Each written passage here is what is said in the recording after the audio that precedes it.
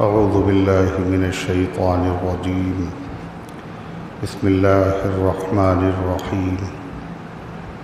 لله ما في السماوات وما في الأرض وإن تبدوا ما في أنفسكم أو تخفوه يحاسبكم به الله فيغفر لمن يشاء ويعذب من يشاء والله على كل شيء قدير.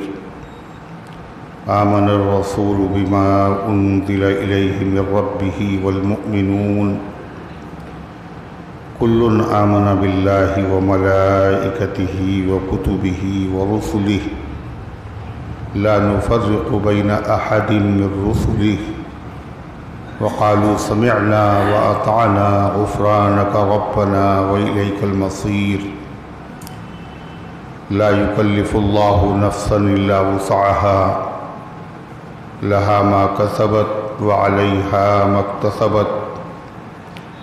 ربنا لا تؤاخذنا إن نسينا أو أخطأنا ربنا ولا تحمل علينا إصرا كما حملته على الذين من قبلنا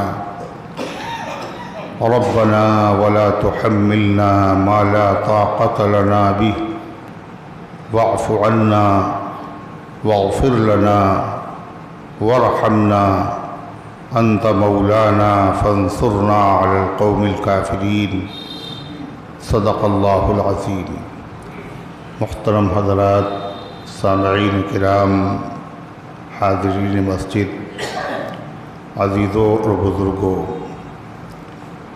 یہ قرآن مقدس کے تیسرے پارے کی سورہ بقرہ کی آخری پاکیزہ، مقدس، نورانی آیتیں ہیں. دعا کیجئے رب العزت والجلال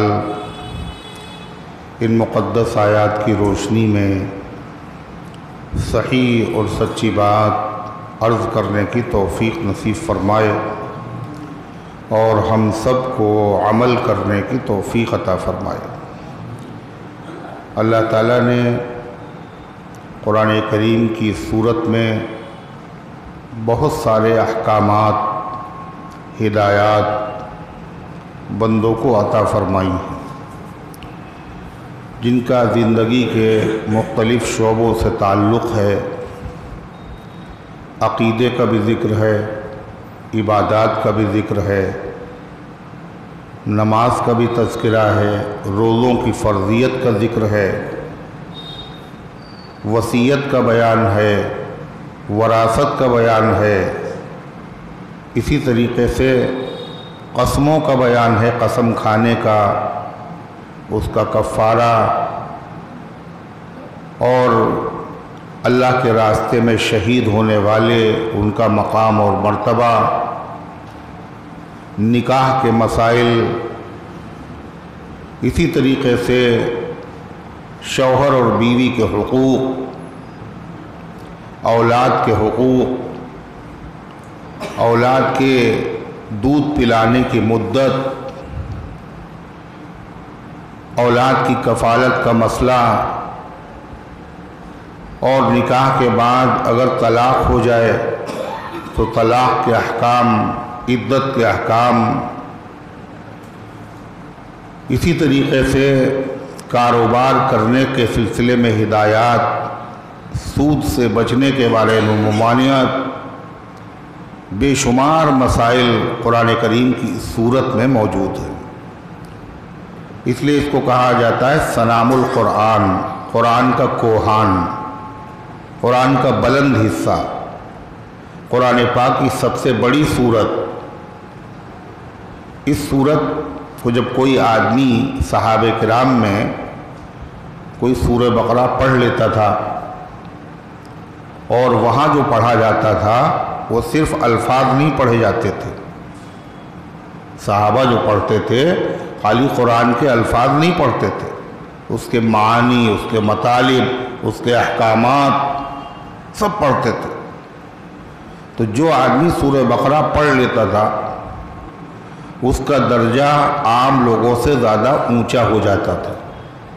یہ سورہ بقرہ ان کو یاد ہے. حضور پاک صلی اللہ علیہ وسلم فرمایا احد کے حنین کی جنگ میں جب صحابہ کے قدم اکھڑ گئے دشمنوں کے ایک بارگی حملے کی وجہ سے، تو آپ نے کہا آواز دے کے ان کو بلاؤ۔ اپنے چچا حضرت عباس رضی اللہ عنہ سے کہا ان کو پکارو، اس لیے کہ ان کی آواز بہت بلند تھی۔ کیا کہہ کے پکارو؟ یا اصحاب البقرہ، اے سورہ بقرہ والو، یا اصحاب الشجرہ، اے درخت کے نیچے بیعت کرنے والو۔ یہ آواز پہنچی تو سارے صحابہ بڑی تیزی کے ساتھ اس آواز کو سن کر آئے۔ اگر اونٹ پر سوار تھے اور اونٹ کے مڑنے میں دیر ہوئی تو انہوں نے اونٹ کا انتظار نہیں کیا اور پھاند پڑے اور پیدل چل پڑے۔ تو عرضے کی سورہ بقرہ بڑی عظمت والی سورت ہے۔ حضرت فاروق اعظم رضی اللہ عنہ نے اس کو 12 سال میں سیکھا، 12 سال میں، یعنی جو اس میں معانی اور مطالب، احکام، ہدایات، نکات، باریکیاں ہیں، انہوں نے جو 12 سال میں سیکھا ہم پوری زندگی میں بھی نہیں سیکھ سکتے۔ اور باقاعدہ انہوں نے اس پر دعوت بھی کی لوگوں کی۔ آج ہم لوگوں کے وہاں کیا ہے، اگر بچہ سورہ بقرہ کا حافظ بھی ہو جائے پھر بھی کوئی خوشی نہیں، مسرت نہیں۔ جب ہارون رشید نے اپنے بچے کو معلم کے حوالے کیا اور جب سورہ بقرہ مکمل ہو گئی تو ہارون رشید نے باقاعدہ استاد کی دعوت کی اور اشرفیوں سے بھری ہوئی تھیلی معلم کے حوالے کی، سورہ بقرہ میرے بچے کو یاد ہو گئی۔ تو بہت سارے مضامین پر مشتمل ہے یہ سورت۔ اللہ کے حکم، اللہ تعالیٰ کی سنت و دستور یہ ہے، اللہ قرآن میں خالی حکم نہیں دیتا کہ یہ کرو اور یہ کرو اور یہ کرو۔ صرف قانون کی کتاب نہیں ہے قرآن جس میں اصول و ضابطے و قاعدے قانون، بلکہ اس قانون پر عمل کرانے کے لیے اللہ تعالیٰ اپنے بندوں کی ذہن سازی کرتا ہے، ذہن بناتا ہے تاکہ بندوں میں اس پر عمل کرنے کا جذبہ پیدا ہو، عمل کرنا اس پر آسان ہو جائے، عمل کی تحریک پیدا ہو دل سے۔ چنانچہ اس طرح کی آیتیں قرآن کریم کے حکم اللہ تعالیٰ جب سناتا ہے تو کچھ آیتیں ایسی آتی، اتقوا اللہ، اللہ سے ڈرو۔ اللہ سے ڈرو گے تو اللہ کے حکموں پر چلنا آسان ہو جائے گا، اور اللہ سے ڈرو گے تو اللہ تعالیٰ کی نافرمانیوں سے بچنا آسان ہو جائے گا۔ جہاں کہیں کوئی حکم آیا قرآن کا اس میں یہ بھی آیا اتقوا اللہ، اللہ سے ڈرو۔ تو یہاں تو پوری سورہ بقرہ ہے، اس میں احکام ہی احکام ہیں، لہذا اللہ تعالیٰ نے ان تمام احکامات کو بیان کرنے کے بعد جو بات کہی ہے وہ بات اگر دل میں اتر جائے تو ہر آدمی شریعت پر چلنا اس کے لیے آسان ہو جائے، گناہوں سے بچنا آسان ہو جائے۔ اللہ تعالیٰ ہم سب کے ذہن و دماغ میں اس مضمون کو اتار دے اور اس کے مطابق اللہ زندگی گزارنے کی توفیق عطا فرمائے۔ فرمایا اللہ تعالیٰ نے للہ ما فی السماوات و ما فی الارض، اللہ ہی کا ہے جو آسمانوں میں ہے اور جو زمین میں۔ اللہ ہی کا مطلب یعنی اللہ ہی کی ملکیت میں ہے، جو آسمان میں جو زمین میں ہے۔ وہ تو ہے ملکیت میں مگر آسمان و زمین ملکیت میں نہیں ہے۔ آسمان و زمین بھی ملکیت میں، اور آسمان و زمین میں جو کچھ ہے سب اللہ کا ہے۔ دوسری بات للہ ما فی السماوات و ما فی الارض، اللہ ہی کا بنایا ہوا ہے۔ ایک ملکیت میں ہے، دوسرے کیوں ملکیت میں ہے؟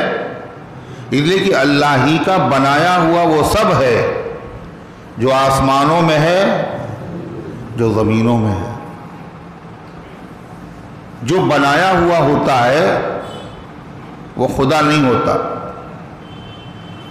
اور سب کچھ بنایا ہوا اللہ کا ہے۔ سب بنائے ہوئے اور وہ بنانے والا ہے۔ جتنے بنائے ہوئے ہیں یہ سب محتاج ہیں کس کے؟ بنانے والے کے۔ نبی، ولی، قطب، ابدال، جنت، جہنم، دنیا، آخرت، ہر چیز بنائی ہوئی ہے۔ جب بنائی ہوئی ہے تو ہر چیز محتاج ہے کس کی؟ اپنے بنانے والے کی۔ تعریف اس خدا کی جس نے جہاں بنایا، کیسی زمین بنائی، کیا آسماں بنایا، سب بنایا وہ اسی کا ہے۔ جب سب اسی کا بنایا ہوا ہے تو سب ہر وقت اس کے محتاج، پیدا ہونے میں محتاج، اگر نہ بناتا تو پیدا ہی نہ ہوتے، پیدا ہونے کے بعد اب بھی محتاج، اب کہے میں محتاج، زندہ رہنے میں، باقی رہنے میں اس کے محتاج۔ اس لیے کہ کھانا، پانی، ہوا، آکسیجن، جتنی چیزوں کی ضرورت ہے وہ ساری چیزیں بھی تو اسی کی دی ہوئی ہیں۔ کرونا میں آکسیجن کی کمی ہو گئی، بڑے بڑے منتری اور بڑے بڑے وزیر سر پیٹتے رہے۔ وہ آکسیجن اللہ اپنے تمام بندوں کو، جانداروں کو دیتا ہے، اور بغیر کسی قیمت کے، بغیر کسی بل کے۔ تو صرف اس نے بنایا نہیں، وہ مالک ہے آسمان و زمین کی تمام چیزوں کا، اور مالک اس لیے ہے کہ وہ خالق ہے تمام چیزوں کا، بنانے والا ہے وہ۔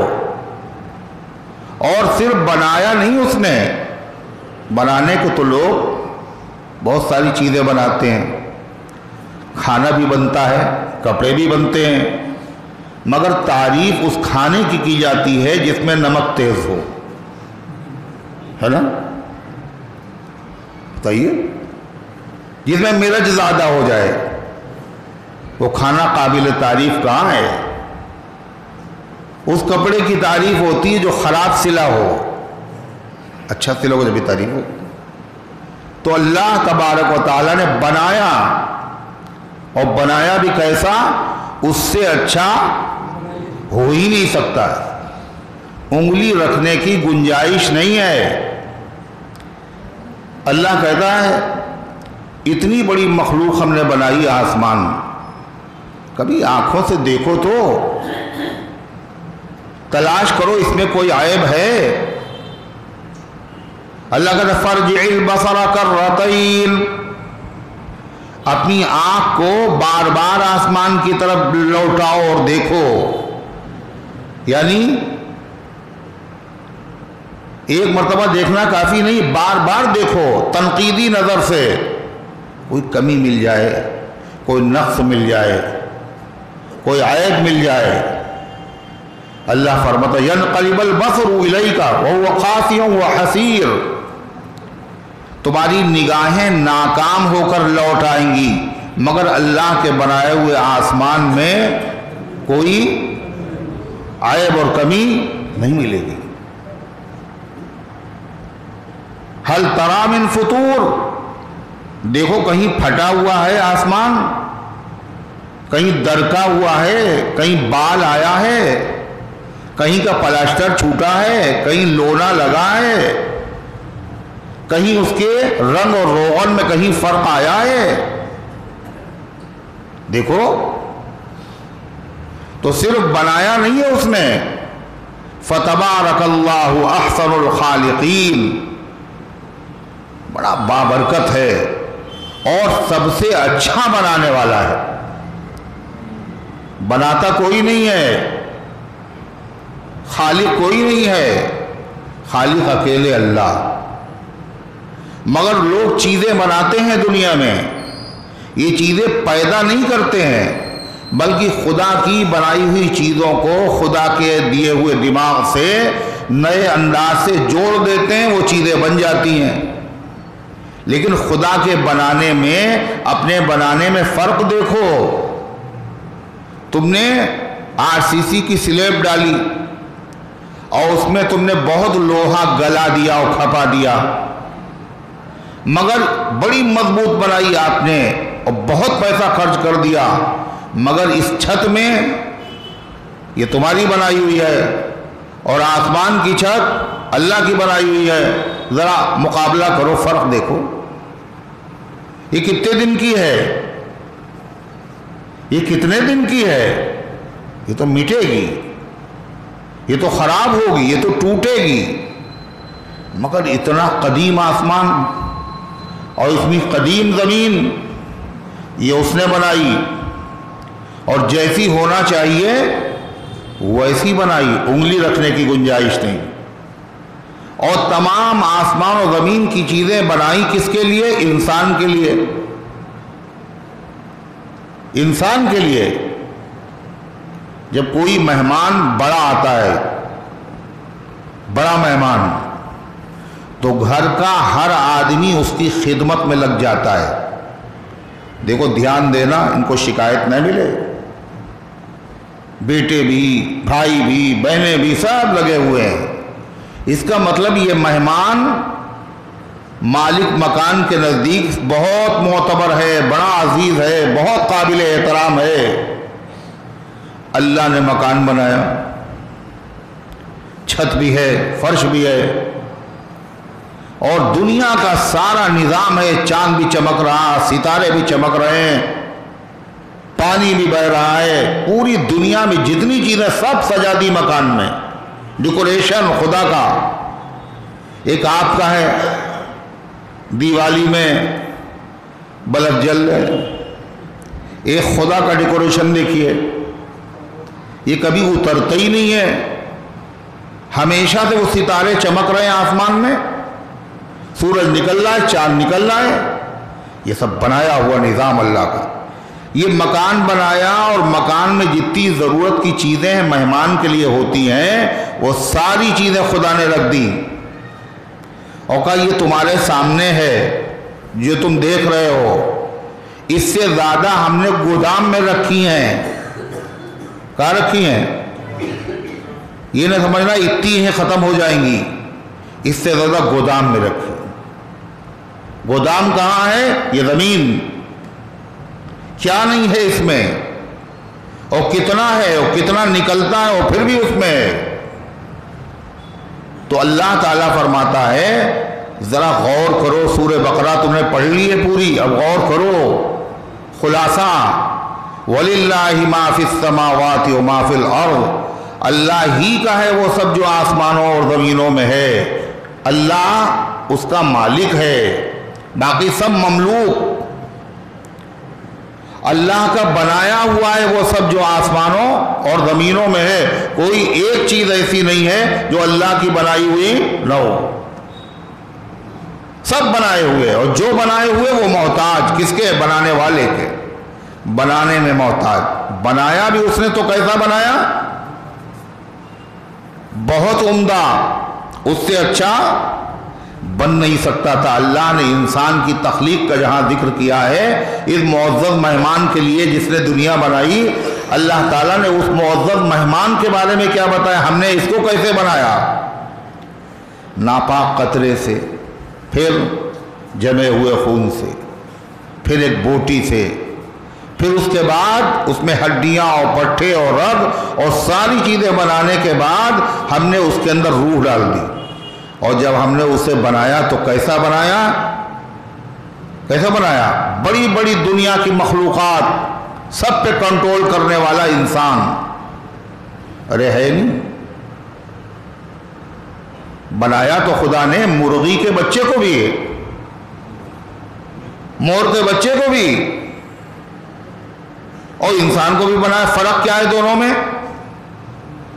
مرغا کا بیض برو عائد و روزی طلبن، مرغی کا بچہ انڈے سے نکلتے ہی فوراً روزی تلاش کرتا ہے، دانہ چگنا شروع کر دیتا ہے.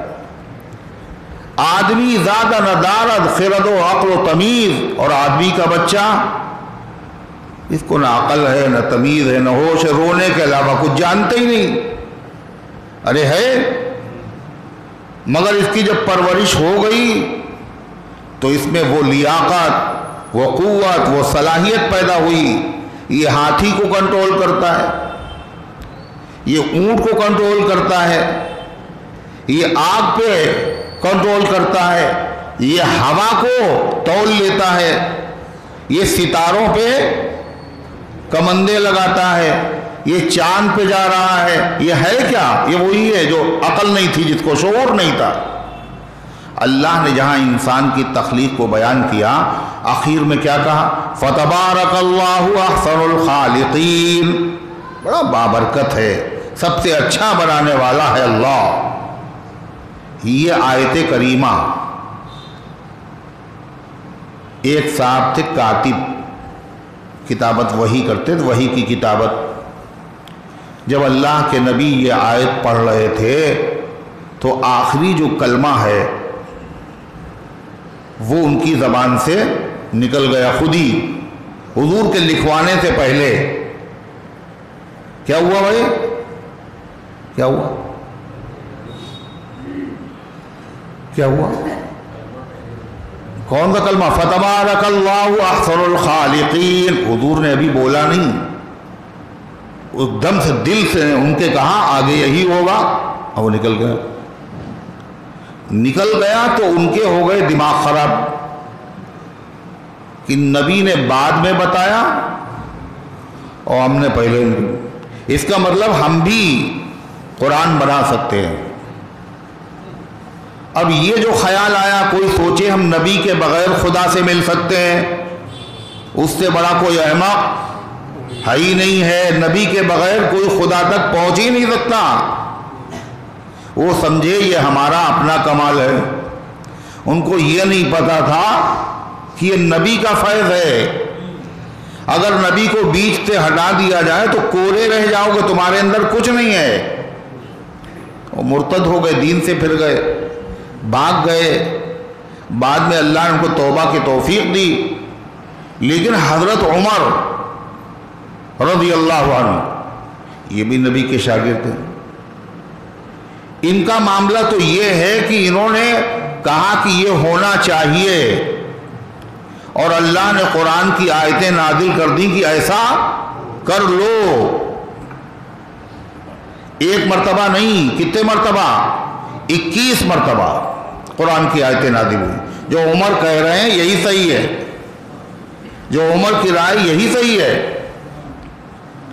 ان میں سے وہ آیت بھی ہے. بعض مرتبہ تو ایسا ہوا حضرت عمر کی زبان سے جو لفظ نکلے، جبریل وہی قرآن کی آیت، وہی بلفظی بعینی، وہی آیت وہی الفاظ میں قرآن کی آیت لے آئے. یعنی لفظ بھی نہیں بدلے. جو حضرت عمر نے کہا اللہ نے قرآن کی اس کو آیت بنا دیا. ایسے الفاظ، سبحانک ھذا بہتان عظیم. عائشہ صدیقہ رضی اللہ عنہ جو تہمت لگائی گئی، حضرت عمر سے حضور نے پوچھا تمہاری کیا رائے ہے؟ کہ سبحانک، اللہ کی ذات پاک ہے، ھذا بہتان عظیم، یہ بہت بڑا جھوٹ ہے. اس لیے کہ آپ کا رشتہ عائشہ صدیقہ سے کس نے کرایا؟ آپ کے باپ نے تو کرایا نہیں، ان کا تو انتقال ہو چکا تھا. آپ کی ماں نے تو کرایا نہیں، ان کا بھی انتقال، دادا کا بھی انتقال ہو گیا، چچا کا بھی انتقال ہو گیا. آپ کا رشتہ ہے پیغمبر اللہ نے کرایا ہے. اور اللہ اپنے نبی کے لیے جس بیوی کو منتخب کرے وہ ایسی ہوگی جس کے کردار پہ انگلی رکھی جائے. یہ تو اللہ کی شان میں گستاخی ہے. اس کا مطلب اللہ قاعدے سے بہو کو، یعنی محمد صلی اللہ علیہ وسلم کی جو بیوی ہیں، زوجہ ہیں، جن کو منتخب کیا، اللہ پرکھ نہیں پایا. یہ تو اللہ کی شان میں گستاخی. سبحانک، اللہ کی ذات پاک ہے، ھذا بہتان عظیم، یہ کھلا ہوا بہتان ہے. جبریل یہی آیت لے کر کے آئے، بعینہ یہی الفاظ، سبحانک ھذا بہتان عظیم۔ جب انسان کی پیدائش کا ذکر اللہ نے کیا اور آخری جملہ جب آیا تو حضرت عمر کی زبان سے نکلا فتبارک اللہ احسن الخالقین، وہی سیم ہے جس کی وجہ سے وہ بہک گئے، مگر حضرت عمر 21 آیتیں نازل ہونے کے بعد کوئی فرق نہیں پڑا۔ کیوں؟ حضرت عمر جانتے تھے یہ جو کچھ ہو رہا ہے یہ میرا کمال نہیں ہے، یہ کمال محمد الرسول اللہ صلی اللہ علیہ وسلم کا ہے۔ کیوں؟ اس لیے کہ ہم نبی کے سامنے بیٹھے ہیں اور اللہ کے نبی نے اپنی صحبت کے ذریعے سے، اپنی تعلیم و تربیت کے ذریعے سے ہمارے دل کو کیا کیا ہے؟ مانج کر کے بالکل آئینہ بنا دیا ہے۔ کیا بنا دیا؟ آئینہ۔ تمام صحابہ کے دل کو حضور نے صاف کیا، یزکیہم، نبی ان کو پاک کرتے ہیں اور آئینہ بنتا ہے، رگڑے لاکھ جب کھاتا ہے دل۔ اور دوستو یہ دل بڑی مشکل سے بن پاتا ہے، دل بزرگ لوگ بھی دل کو کیا کرتے ہیں؟ آئینہ بناتے ہیں، مگر بڑی محنت کرنا پڑتی ہے۔ نبی کا کمال کیا تھا؟ نبی کی صحبت میں آئے اور آئینہ بن گیا۔ جب آئینہ بن جائے تو آئینے میں کیا ہوتا ہے؟ اگر آپ آئینے کے سامنے کھڑے ہو جائے تو آپ کو اپنی شکل دکھائی دے گی، ارے ہے یا نہیں؟ چائنا اور جاپان دونوں کے کاریگروں میں مقابلہ ہوا، بادشاہ کے وہاں بلایا گیا، دیکھیں تم آگے ہو یا تم آگے ہو۔ تو جاپانیوں نے بھئی الگ الگ جگہ دی گئی، تم ادھر اور پردہ بیچ میں پڑا ہوا کیا کر رہے ہیں؟ جاپانیوں نے اس کے اوپر دیوار پہ بڑے نقش و نگار بنائے، بڑے خوبصورت بیل بوٹے، کشیدہ کاری، جان لڑا دی، اور اس کے بعد تیار ہو گیا۔ ان لوگوں نے کیا کیا؟ چائنا کے جو لوگ تھے انہوں نے کیا کیا؟ انہوں نے کیا کچھ نہیں بنایا، خالی دیوار کو ایسا پینٹ کیا، اتنا صاف ستھرا بنا دیا، بالکل آئینے کی طرح وہ چمکنے لگی۔ اب بادشاہ سلامت آئے دیکھنے کے لیے، بھائی تم نے کیا کیا؟ یہ ہے، تم نے کیا کیا؟ تو انہوں نے جو پردہ ہٹایا تو ساری ان کی کاریگری آئینے میں دکھائی نکل۔ تم نے کیا بنایا؟ یہ تو انہوں نے بھی بنا لیا ہے۔ تو آئینے کا کمال، اللہ کے نبی نے آئینہ، حضرت عمر جانتے میرا دل جو ہے اللہ کے نبی نے آئینہ بنا دیا، حضور کے سامنے بیٹھے ہوئے ہیں، لہذا وہ جھلک میرے آئینے میں آ گئی، میری زبان سے نکل گیا، جو نبی پر وحی نازل ہوئی اس کا عکس میرے دل کے اوپر پڑا، میری زبان سے نکلا۔ یہ میرا اپنا کمال نہیں ہے۔ تو اللہ تعالیٰ فرماتا ہے وَلِلَّهِ مَا فِي السَّمَاوَاتِ وَمَا فِي الْأَرْضِ، اللہ ہی کا ہے وہ جو آسمانوں اور زمینوں میں ہے۔ اللہ مالک ہے۔ کیوں مالک ہے؟ وَلِلَّهِ مَا فِي السَّمَاوَاتِ وَمَا فِي الْأَرْضِ، اللہ ہی کا بنایا ہوا ہے وہ سب جو آسمانوں میں ہے اور جو زمینوں میں ہے۔ بنایا بھی، اور کیسا بنایا؟ بہت اچھا، اس سے بہتر ہو نہیں سکتا ہے۔ فرمایا اللہ تبارک و تعالیٰ کی جب ملکیت میں بھی ہے اور اللہ کا بنایا ہوا بھی ہے تو مالک کو حق حاصل ہے اپنی ملکیت میں جو چاہے کرے۔ جب آپ کسی چیز کے مالک ہیں، چاہے آپ اپنے پاس رکھیں، چاہے کسی کو ہدیے میں دے دیں۔ جب آپ پلاٹ کے مالک ہیں، جہاں چاہیں آپ کچن بنائیں اور جہاں چاہیں آپ باتھ روم بنائیں، اس پلاٹ کو اعتراض کرنے کا بولو حق ہے نا؟ یہ جگہ کیوں تمہارے سامنے پڑی ہوئی؟ مطلب یہ بھی لوگ چاہتے ہیں ایک مرتبہ کہا جائے ذرا ٹھیک سے بیٹھو، ہے نا؟ لوگ یہ بھی چاہتے ہیں کہا جائے مل کے بیٹھو ایک مرتبہ، ہے؟ اب بھوک لگے گی تو نہیں کہیں سوچیں گے کہا جائے کھانا کھا لو، اور سردی لگے گی تو انتظار نہیں کریں کوئی کہے بھائی ذرا آپ جو ہے گرم کپڑے پہن لیجئے، سردی آ گئی، وہ خود ہی سب ہو جائے گا۔ مگر دین کی محفل میں جب لوگ بیٹھیں گے تو انتظار کریں گے کیا؟ اب کہیں گے اگر قریب قریب بیٹھ جاؤ تو بیٹھ جائیں گے، ورنہ یہیں آرام ہے۔ اللہ کے بندو، ادب کے ساتھ بیٹھو گے تو ملے گا۔ تو اللہ تعالیٰ جب مالک ہے، خالق ہے، تو اللہ نے کہا کیا؟ اب جس کا انتقال ہو جائے کسی کو اعتراض کرنے کا حق نہیں۔ اللہ مالک ہے، جس کو چاہے زندگی دے، جس کو چاہے موت دے، جس کو چاہے شکست دے، جس کو چاہے غلبہ دے۔ حاکم کا مطلب کیا؟ مالک کا مطلب کیا؟ خالق کا مطلب کیا؟ تو اللہ تعالیٰ فرماتا ہے سنو، جب ہم مالک ہیں اور خالق ہیں تو ہم جو چاہیں وہ قانون بنا سکتے ہیں، اور تمہارا کام ہے بندگی۔ بندگی کا مطلب غلامی، اور بندگی غلامی سے بڑی چیز ہوتی ہے۔ ایک صاحب نے غلام خریدا اور اس سے پوچھا کیا نام ہے؟ اس نے کہا غلام کا کوئی نام ہوتا ہے، ہم تو آپ کے غلام ہیں، آپ جو چاہیں نام رکھ دیں۔ کہلے کھائیں گے کیا؟ کہا غلام کی کوئی مرضی، آقا جو کھلائے گا وہ کھائے گا۔ کیا پیئیں گے؟ جو پلائیں گے آپ۔ اللہ فرماتا سب ہماری مخلوق مملوک ہیں، اور ہمیں اپنی مملوکہ اور مخلوق چیز کے لیے قانون بنانے کا پورا اختیار ہے، اور تمہارا کام کیا ہے؟ تم غلام ہو، اس قانون کی پاسداری کرنا، اس پر عمل کرنا، چاہے وہ مشکل نظر آئے چاہے آسان۔ چون و چرا کرنے کا حق نہیں۔ ہم نے سورہ بقرہ میں جو قانون ذکر کیے، طلاق ایسے، نکاح ایسے، اور اسی طریقے سے عدت کا یہ مسئلہ، اور بچے کی ولادت اور اس کی وراثت اور اس کے دودھ پینے کا مسئلہ، نماز کا مسئلہ، حج کا مسئلہ، یہ مسائل جو ہم نے ذکر کیا، قانون ذکر کیے ہیں، یہ کاہے کے لیے ہیں؟ تم ہمارے محتاج ہو، ہم نے پیدا کیا ہے، ہمارا دیا ہوا کھاتے تھے، کھاتے ہو، کھاؤ گے، ہماری وجہ سے زندہ ہو، لہذا ہمارے قانونوں پر عمل کرنے میں پیچھے نہ رہنا۔ کیا قانون ہم نے بنایا؟ سنو، ایک قانون یہ بھی ہے، اللہ قانون بتا رہا ہے کیا؟ وَإِن تُبْدُوا مَا فِي أَنفُسِكُمْ أَوْ تُخْفُوهُ يُحَاسِبْكُمْ بِهِ اللَّهُ، اگر تم ظاہر کرو جو تمہارے دل میں ہے،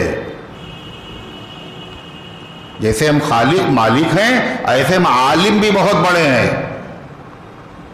جو چیز تم ظاہر کرو زبان سے، ہاتھ پیروں سے، وہ تو مجھے پتا ہے، جو تم چھپاؤ سات پردوں میں وہ بھی مجھے پتا ہے، جو بات تم دل میں سوچو، تمہارے دل میں آئے، تمہارے دل میں بعد میں آئے گی، مجھے پہلے پتا۔ نحن نعلم ما توسوس به نفسه ونحن اقرب الیہ من حبل الورید، ہم جانتے ہیں انسان کے دل میں خیالات کیا آتے ہیں، ہم جانتے ہیں۔ اللہ پہلے جانتا ہے، پھر دل میں خیال آتا ہے، پھر آدمی منہ سے بولتا ہے، پھر آدمی ہاتھ سے کرتا ہے، ہم جانتے ہیں۔ ہم عالم بھی بہت بڑے، ہم نے قانون بھی بنا دیا۔ اب سنو تم کیا؟ وَإِن تُبْدُوا مَا فِي أَنفُسِكُمْ، اگر تم ظاہر کرو گے وہ جو تمہارے دل میں ہے۔ ظاہر کرنے کا مطلب کلمہ کفر تم نے زبان سے بک دیا، تم نے سبحان اللہ دل میں کہنے کا جی چاہا، زبان سے کہہ دیا، آپ نے ظاہر کر دیا۔ آپ کا ارادہ تھا اس آدمی کو وقت کے اوپر اس کا پیسہ لینے کے بعد نہیں دیں گے، اور تم نے نہیں دیا، ظاہر کر دیا۔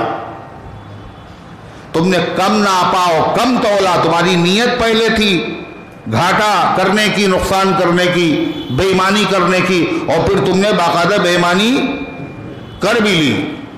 تم ظاہر کرو زبان سے، ہاتھ پیروں سے، میرے قانون کے خلاف ورزی کرو، کیسے؟ زبان سے، ہاتھ پیروں سے، جو کھل کے کرو، یہ بھی مجھے پتا ہے، اور خالی پتا نہیں ہے، او تخفوہ، یا تم اس کو چھپاؤ، ظاہر نہیں کیا، ابھی دل میں ہے۔ ان کو مزہ چکھائیں گے، ان کو عین موقع پر دھوکہ دیں گے، اور ان کو ٹوپی پہنائیں گے، ان سے بدلے لیں گے۔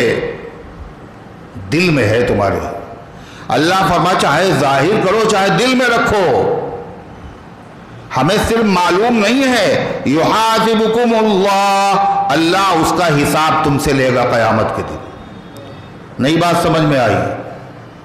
جو تمہارے دل میں آیا ہے، تم نے کسی سے نہیں کہا ابھی، اس کا بھی اللہ حساب لے گا۔ اور جو تم نے ظاہر کر دیا، کر ڈالا، جو تم نے دل میں سوچا ابھی نہیں کیا، اور وہ چیز جو تم نے دل میں سوچی بھی نہیں ابھی سوچنے والے ہو، اور جو چیز سوچنے کے بعد کر بھی ڈالی، ہمیں سب چیزیں پتہ ہیں، اور ہم ایک ایک چیز کا بولو حساب لیں گے۔ اور حساب کے بعد پھر کیا ہوگا؟ جزا اور سزا۔ کیا کہا اللہ تعالیٰ نے؟ فَيَغْفِرُ لِمَنْ يَشَاءُ وَيُعَذِّبُ مَنْ يَشَاءُ۔ حساب کے بعد جس کو اللہ چاہے گا بخش دے گا، بشرطے کی اس نے شرک نہ کیا ہو۔ شرک نہ کیا ہو، اگر شرک کیا تو پھر اللہ بتا چکا ہم بخشیں گے نہیں۔ ان اللہ لا یغفر ان یشرک بہ ویغفر ما دون ذلک لمن یشاء۔ اللہ مشرک کو نہیں بخشے گا، اس کے علاوہ جس کو چاہے گا بخش دے گا۔ اللہ کہتا ہے حساب لے گا خدا، اور حساب لینے کے بعد فیغفر لمن یشاء، جس کو چاہے گا بخشے گا، ویعذب من یشاء، اور جس کو چاہے گا عذاب میں مبتلا کرے گا۔ واللہ علی کل شیء قدیر، اللہ ہر چیز پر قادر، اللہ سب کچھ کر سکتا ہے۔ ہم لوگوں نے یہ آیت سنی اور کوئی فرق ہم لوگوں پہ نہیں پڑا۔ صحابہ نے جب یہ آیت سنی، سارے صحابہ کرام ہل کے رہ گئے۔ پورا قرآن سنا انہوں نے، کسی پہ اتنی پریشانی صحابہ کو نہیں ہوئی جتنی اس آیت کے نازل ہونے کے بعد پریشانی میں مبتلا ہو گئے، بے چین ہو گئے سب۔ اس آیت میں کیا خاص بات ہے جو صحابہ بے چین ہو گئے؟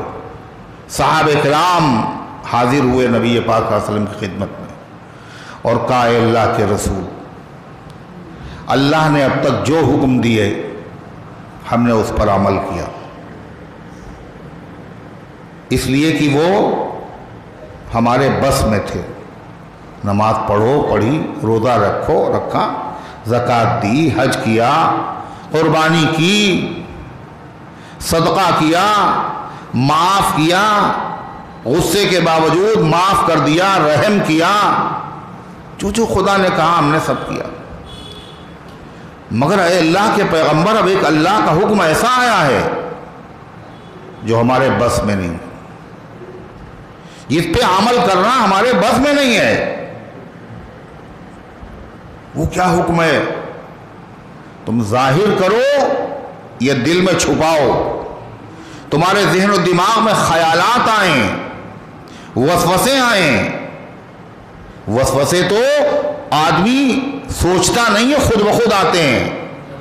نماز پڑھو تو طرح طرح کے خیالات، جیسے لگتا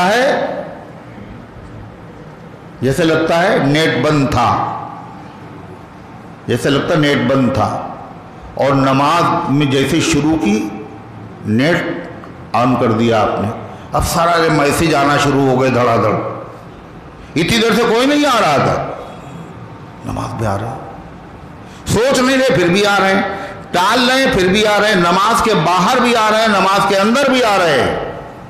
آتے نہیں وسوسے، برے برے خیالات، گندے گندے خیالات۔ جس کے دل میں گندے خیالات آئیں، اس کا یہ مطلب نہیں ہے بہت برا آدمی ہے، یہ بھی سمجھ لیجئے۔ جس کے ذہن و دماغ میں وسوسے آئیں اور گندے خیالات آئیں اور وہ ان کی وجہ سے پریشان ہو بہت زیادہ، ارے کیوں آ رہے ہیں مجھے یہ خیالات، ٹینشن میں، وہ آدمی برا نہیں ہے۔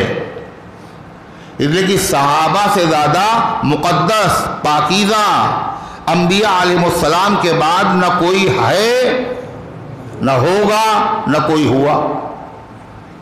اللہ نے خود بتایا وہ سب پاکیزہ ہیں، فلاحیاب ہیں، بامراد ہیں، مومن کامل ہیں، جنتی ہیں، ان کے پیچھے چلنے پر جنت ہے، ہم ان سے راضی ہیں۔ اللہ نے خود کہا، کیا کہا؟ وَزَيَّنَهُ فِي قُلُوبِكُمْ، ایمان کو خدا نے صحابہ کے دل میں جما دیا، رچا دیا، سجا دیا، خدا خود کہہ رہا ہے۔ مگر صحابہ کے دل میں بھی برے برے خیالات آئے، جب آئے تو وہ پریشان ہوئے، اور پریشان ہو کر کے انہوں نے نبی کریم علیہ السلام کی خدمت میں عرض کیا، اے اللہ کے رسول، کبھی کبھی ایسے خیالات آتے ہیں، ایسے خیالات آتے ہیں، ہم اپنی زبان سے آپ کے سامنے وہ بولو، اپنی زبان سے آپ کے سامنے ہم کہہ نہیں سکتے، ہمیں جل جانا، مر جانا، قتل ہو جانا گوارا ہے، مگر وہ گندے خیالات ہم اپنی زبان سے ادا نہیں کر سکتے۔ پریشان۔ تو اللہ کے نبی نے ان صحابہ سے کیا کہا؟ اوقد وجدتموہ، کیا واقعی ایسے خیالات آتے ہیں؟ فرمایا بلا یا رسول اللہ۔ آپ نے فرمایا ذاک صریح الایمان، یہ پکے ایمان کی علامت ہے، تمہارے اندر ایمان بڑا پکا ہے۔ نہیں سمجھے؟ وہ پریشان تھے، اللہ کے نبی نے تسلی دی، اگر خیالات یہ خود سے تم لاتے نہیں ہو، خود سے آتے ہیں اور زبان سے کہنا تمہیں گوارا تک نہیں ہے، اتنی شرم تمہیں آتی ہے، اتنی فکر لائق ہے، تو یہ ایمان کی علامت ہے۔ اب ایمان کی کیسے علامت ہے؟ اس لیے کہ ایمان کا ڈاکو شیطان ہے، اور ڈاکو وہی ڈاکہ ڈالنے جاتا ہے جہاں اس کو مال ملنے کی امید نہیں ہوتی ہے نا؟ کیا کہہ رہے ہو؟ اچھا جگ رہے ہیں، اس کا مطلب ہم سمجھے آپ سو گئے۔ جہاں مال ملنے کی امید ہوتی وہیں جاتا ہے، اس کو پتا ہے کہ یہاں کچھ نہیں ملے گا، وہاں نہیں جائے گا۔ تم سب کے پاس ایمان ہے، اس لیے شیطان یہی ڈورے ڈالنے کی کوشش کر رہا ہے، اس کا مطلب یہاں خزانہ ہے، اور جہاں ایمان کا خزانہ نہیں ہوتا شیطان ان کے دل میں الٹے سیدھے خیالات نہیں ڈالتا۔ کیوں؟ اس لیے وہ تو خود ہی شیطان کے چیلے ہیں، وہ جتنے کافر ہیں، مشرک ہیں، ان کو اپنا بنانے کی ضرورت نہیں ہے، یہ تو پہلے ہی سے، ارے یہ لوگ پہلے ہی سے اپنے، یہ تو ہمارے اپنے لوگ ہیں، ان کو اپنا بنانے کی ضرورت کیا ہے؟ اپنا انہیں بنایا جائے جو ہمارے اپنے نہیں ہیں۔ ہم تو یوں بھی تیرے ہیں، اور ہم پر جادو ٹونا کیا، ہم تو پہلے سے تمہارے مرید ہیں، اور تم میرے اوپر جادو کر کے اپنا مرید بنانا چاہتے ہو۔ ارے ہمارے اوپر جادو کرنے کی ضرورت نہیں، ہم تو پہلے سے تمہارے معتقد ہیں۔ تو اللہ کے نبی نے صحابہ کو تسلی دی۔ قرآن میں تو اللہ تعالیٰ نے یہ فرمایا، اگر تم ظاہر کرو جو تمہارے دل میں ہے، دماغ میں ہے، سوچ میں ہے، جو خیالات ہیں، جو ارادے ہیں، وہ اللہ اس کا حساب لے گا۔ چھپاؤ تو اللہ حساب لے گا، اور پھر جس کو چاہے گا سزا دے گا، اور جس کو چاہے گا بخش دے گا۔ اور ہم میں سے کون آدمی ہے جس کے دل میں خیالات نہیں آتے؟ پھر تو حضور کوئی بچے گا نہیں، ہم میں سے کوئی نہیں بچے گا۔ اس لیے صحابہ کو بڑی فکر ہوئی، جب فکر ہوئی انہوں نے آ کر کے اپنی فکر، اپنی تشویش نبی کی خدمت میں عرض کی۔ اس لیے صحابہ مسئلے خود نہیں حل کرتے تھے، جب بھی کوئی مسئلہ آتا تھا تو کہاں جاتے تھے؟ حضور کے پاس۔ دین کا مسئلہ ہو یا دنیا کا مسئلہ ہو، صحابہ ہر مسئلے میں نبی سے رجوع کرتے تھے۔ وہ ایک صحابی آئے تو ان کا حضور میرا اونٹ جو ہے وہ سرکش ہو گیا اور وہ کاٹنے کے لیے دوڑتا ہے، تو اگر کسی مولوی کے پاس آدمی جائے اور کہے ہمارا گھوڑا سرکش ہو گیا، تو وہ کیا کہیں گے؟ اپنے دماغ کا علاج کرو پہلے، تم میرے پاس آئے کیوں؟ ہم مویشی کے ڈاکٹر ہیں کیا جانوروں کے؟ ارے ہم مولوی، ہم سے مسئلے پوچھو، یہ کیا اونٹ وہ ہو گیا؟ اللہ کے نبی کے پاس جب یہ مسئلہ لے کے آئے تو اللہ کے نبی نے یہ نہیں فرمایا، آپ نے فرمایا چلو علاج کرتے، اور دروازہ کھولا تو وہ دوڑا۔ اب یہ ڈرے کہیں حضور کے کاٹ نہ لے، مگر تھوڑی دیر میں دیکھا اس نے اپنا سر قدموں پہ ڈال دیا اور رونے لگا اور آوازیں نکالنے لگا۔ آپ نے فرمایا یہ اونٹ تو شکایت کر رہا ہے تمہاری، بوجھ زیادہ لاتے ہو، چارہ کم کھلاتے ہو، آئندہ یہ نہ کرنا، یہ کبھی تمہاری نافرمانی نہیں کرے گا۔ تو ہر مسئلہ صحابہ کہاں لے جاتے تھے؟ نبی کے پاس، اور جاتے بھی کہاں ہیں؟ کہاں سیکیں نگاہیں دل کو گرمانے کہاں جائیں، تمہیں جب شم محفل ہو تو پروانے کہاں جائیں، ہر مسئلے کا حل نبی کے پاس۔ اب وہ آ گئے، حضور یہ تو بڑا مشکل مسئلہ ہے، اللہ کہہ رہا جو دل میں آئے گا اس کو بھی پوچھیں گے، اور جو کرو گے اس کو بھی پوچھیں گے، اور حساب لینے کے بعد سزا بھی دیں گے، تو ہم میں سے کوئی نہیں بچے گا۔ اللہ کے نبی نے صحابہ سے کیا کہا پتہ ہے؟ ارے یہ تم نے کیا کہہ دیا کہ ہم سے عمل نہیں ہو پائے گا؟ تم نے کہا کیوں؟ یہ تو بنی اسرائیل کہتے تھے، جب اللہ کا کوئی حکم سنتے تھے تو بنی اسرائیل کیا کہتے تھے؟ سمعنا وعصینا، زبان سے کہتے ہم نے سن لیا، اور دل میں یہ کہتے تھے ہم مانیں گے نہیں۔ اللہ کا فرمان قرآن کی آیت نازل ہوئی اور تم یہ کہتے ہو اب تک جتنے حکم اللہ کے آئے ہم نے ان پر عمل کیا، مگر اس پر ہم سے عمل نہیں ہو پائے گا، یہ تم نے کیوں کہا؟ تم کہو سمعنا واطعنا، اے اللہ تیرا جو بھی حکم آئے گا ہم اسے مانیں گے، ہم اسے سنیں گے، ہم نے مان لیا، یہ کہو۔ غفرانک ربنا والیک المصیر، اے اللہ ہمیں معاف کر دیا۔ صحابہ نے یہی کہہ دیا، جب کہہ دیا تو اللہ تعالیٰ نے ان کی الجھن ختم کر دی۔ پریشان نہ ہو، وسوسے اور خیالات دو طرح کے ہیں، کون کون؟ ایک اختیاری اور ایک غیر اختیاری، ایک باقاعدہ سوچنا نماز میں، ایک ہے نماز میں خیال کا آ جانا۔ ایک آدمی ہے وہ روزے سے ہے، اس کو خیال آیا کہ پانی بڑا ٹھنڈا، اگر پی لیتے کتنا اچھا لگتا، مگر پیا نہیں اس نے، روزے سے ہے، پانی کو دیکھ کے اس کے دل میں وسوسہ آیا، صرف پیا تھوڑی، اس سے روزہ اس کا نہیں ٹوٹے گا، کیوں؟ یہ اس کے بس میں نہیں ہے۔ تو دو طرح کے خیالات ہیں، ایک ہے خیالات کا لانا اور ایک ہے خیالات کا آنا، غیر اختیاری طور پر وہ برا بھی سمجھ رہا ہے، اور جتنا برا سمجھتا ہے یہ میرے ذہن میں نہ آئے اتنا ہی وہ اور زیادہ آتا ہے۔ یہ انسان کی فطرت ہے۔ اگر آپ کسی آدمی سے کہیں یہ ڈھیلا رات میں نماز پڑھنا 2 رکعت نماز اور یہ سونا بن جائے گا، لیکن بندر کا خیال نہ آنے پائے، بندر کے بارے میں نہ سوچنا، تو اب بندر کے بارے میں نہیں سوچے گا نا، وہ بار بار آئے گا، بار بار آئے گا۔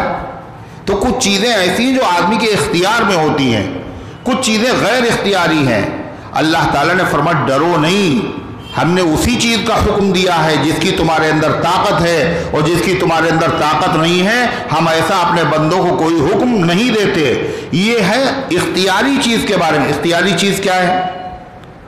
جیسے نماز ہے، روزہ ہے، زکوٰۃ حج ہے، تم نے دل میں ارادہ کیا نہیں پڑھیں گے، باقاعدہ پکا ارادہ کر لیا نہیں پڑھیں گے، ایسے بھی لوگ ہیں، نماز نہیں پڑھیں گے،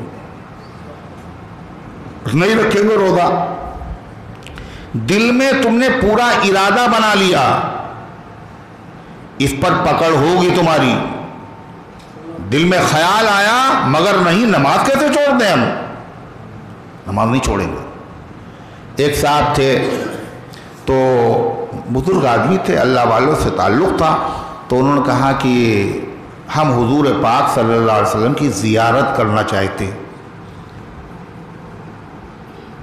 کوئی طریقہ بتائیے آپ۔ تو انہوں نے کہا کہ ایک دن تم فرض نماز نہ پڑھو اور سو جاؤ، فرض نماز بغیر پڑھے ہوئے سو جاؤ. تو وہ آدمی کہنے پیر صاحب ہماری یہ کہہ رہے ہیں بغیر نماز پڑھے سو جاؤ، نماز تو فرض ہے، یہ کیسے ہم کر سکتے ہیں؟ نماز تو نہیں چھوڑ سکتے ہم. اور پیر صاحب بھی کیسے ہیں؟ کوئی ایرے غیرے ہیں بھی نہیں، باقاعدہ عالم ہیں اور ایسی چیز کا حکم دے رہے ہیں. کہے کا ہے کہ بغیر نماز پڑھے سو جاؤ، حضور کی زیارت، اس سے اس کا کیا تعلق؟ مگر پیر صاحب جھوٹ بھی نہیں بولتے ہیں، معتبر آدمی بھی ہے، علاج بھی کرتے ہیں لوگوں کا. تو اس نے کہا فرض تو چھوڑیں گے نہیں چاہے کوئی کہے، چلو آج سنت نہیں پڑھیں گے، سنت نہیں پڑھیں گے. اور سنت بغیر پڑھے ہوئے وہ سو گیا. حضور انور صلی اللہ علیہ وسلم کی زیارت ہوئی. آپ نے فرمایا کیا بات ہے، تم نے سنت کیوں چھوڑ دی؟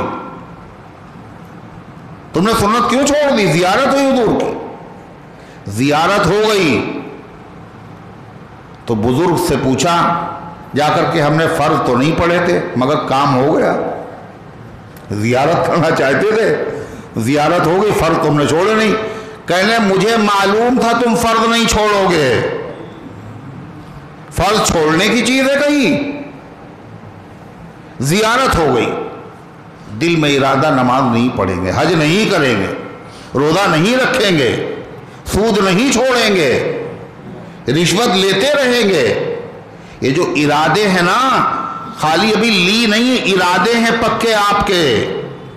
ان ارادوں پر بھی اللہ تعالیٰ قیامت کے دن سوال کرے گا، حساب لے گا. تم نے یہ بات منہ سے کہی کیسے؟ تم نے یہ سوچا کیسے؟ ارادہ بیانہ بنایا کیسے؟ اور پھر اللہ اس پر سزا دے گا. کچھ چیزیں ایسی ہیں جو اللہ نے فرض کی ہیں جن کا تعلق ہاتھ پیروں سے ہے. کچھ چیزیں اللہ نے ایسے حکم دیے ہیں جن کا تعلق دل سے ہے، جن کا تعلق دل سے ہے. جو ہاتھ پیروں سے جن کا تعلق، ان میں بھی فرض بھی ہیں اور حرام بھی. جن کا تعلق اللہ نے دل کا، ایسے حکم جن کا تعلق دل سے ہے، ان میں حرام بھی ہیں اور واجب بھی ہیں. کیا چیزیں ہیں؟ کہ نماز، روزہ، زکوٰۃ، حج، یہ سب کاہے سے کیا جاتا ہے؟ دل سے نا؟ کہہ رہے ہاں، یہ سب دلی سے ہوتا ہے، ہاتھ پیر سے کچھ نہیں کرنا پڑتا ہے. وضو کیسے کرتے ہو؟ ہاتھ پیروں سے سجدہ ہوتا نہیں. امرت ان اسجد علی سبعۃ اعظم، مجھے حکم دیا گیا میں 7 ہڈیوں پہ سجدہ کروں. تو ہاتھ پیروں سے تو سجدہ ہوتا ہے. زکوٰۃ، حج، قربانی، فطرہ، تلاوت، تو ہاتھ پیروں سے تو ہے. ارے زبان سے، ہاتھ پیروں سے ہے نہیں ہے. کچھ اللہ کے حکم ایسے ہیں جن کا تعلق دل سے ہے. کیا ہے وہ؟ اخلاص، خالص اللہ کو راضی کرنے کی نیت سے جو بھی کام کرنا، اللہ کو راضی کرنے میں دکھاوا نہ ہو. لوگ ہمیں بزرگ سمجھیں، دکھاوا نہ ہو لوگ ہمیں سخی سمجھیں، دکھاوا نہ ہو لوگ ہمیں بہادر سمجھیں، ریاکاری نہ ہو. اخلاص فرض ہے، اور دکھاوا، ریاکاری جو اس کی ضد ہے، یہ کیا ہے؟ اب سوچ رہے ہیں، جو چیز فرض ہوتی ہے اس کا الٹا حرام ہوتا ہے. نہیں سمجھ میں آئی بات؟ نماز فرض ہے، نماز کا چھوڑنا حرام ہے. زکوٰۃ فرض ہے، زکوٰۃ کا نہ دینا حرام ہے. حج صاحب حیثیت پر فرض ہے، چھوڑ دینا حرام ہے. ایسے اخلاص، اللہ کو راضی کرنے کے لیے ہر کام کرنا، نماز، روزہ، زکوٰۃ، حج، سب میں یہ شرط اول ہے. اخلاص فرض ہے، اور ریاکاری کے لیے کچھ کرنا دین کا کام، یہ کیا ہے؟ حرام ہے. حرام سے بچو، دل کا تعلق بھی حرام سے ہے. اسی طریقے سے لوگوں کی، ایمان والوں کی خیر خواہی کرنا، ایمان والوں کا بھلا چاہنا، یہ ہر ایمان والے پر فرض ہے. اور بھلا چاہنے کے بجائے ایمان والے کو نقصان پہنچانا، سازشیں کرنا، اس کو گرانے کی ترکیب کرنا، اس کو ذلیل کرنے کو سوچنا، اس کے قتل کے منصوبے بنانا، یہ سب کیا ہے؟ یہ حرام ہے۔ تواضع کرنا یعنی اپنے آپ کو عاجز سمجھنا، جو کچھ میرے پاس ہے کاہے پہ ہم ناز کریں، غرور کریں، ہمارے پاس جو کچھ ہے اپنا تو ہے ہی نہیں، اللہ کا دیا ہوا۔ تواضع فرض ہے۔ اور تکبر کرنا یہ کیا ہے؟ بولو، یہ حرام ہے۔ خالی سود لینا حرام نہیں، تکبر کرنا بھی حرام۔ اچھا ہم ان کے وہاں جائیں گے، ہم تو نہ جائیں گے ان کے وہاں ناک رگڑتے ہو، خود ہمارے وہاں آئیں، یہ کیا ہے؟ عاجزی ہے، یہ تکبر ہے، یہ حرام ہے۔ تہجد پڑھ رہے ہیں مگر اپنی بہن کے وہاں ہم تو نہ جائیں گے کبھی، ہم ان کے وہاں جائیں گے، وہ خود آئے ہمارے وہاں، یہ حرام کام، تہجد ہے اور حرام کام ہے۔ اپنی ماں سے بات نہیں کریں گے، بیوی سے جھگڑا ہو گیا، یہ کیا ہے؟ کیا کر رہے ہیں آپ؟ حرام کام۔ کسی سے حسد کرنا، جلنا دل میں، اور جلنے کی وجہ سے اس کو نقصان پہنچانے کی کوشش کرنا، یہ کیا ہے؟ حرام ہے۔ تو یہ جو آدمی حسد کرتا ہے تو یہ کاہے سے کرتا ہے؟ ہاتھ پیروں سے کرتا ہے نا، دل سے کرتا ہے۔ جلن کہاں ہوتی ہے؟ دل میں۔ کسی کے خلاف آدمی منصوبے و تکبر کہاں ہوتا ہے؟ دل میں۔ تواضع کہاں ہوتی ہے؟ دل میں۔ تو اللہ کہتا وہ احکامات جن کا تعلق دل سے ہے اور وہ احکام کا تعلق ہاتھ پیروں سے ہے، یاد رکھنا جو تم کرو گے، ظاہر کرو گے، وہ بھی ہمیں پتہ ہے۔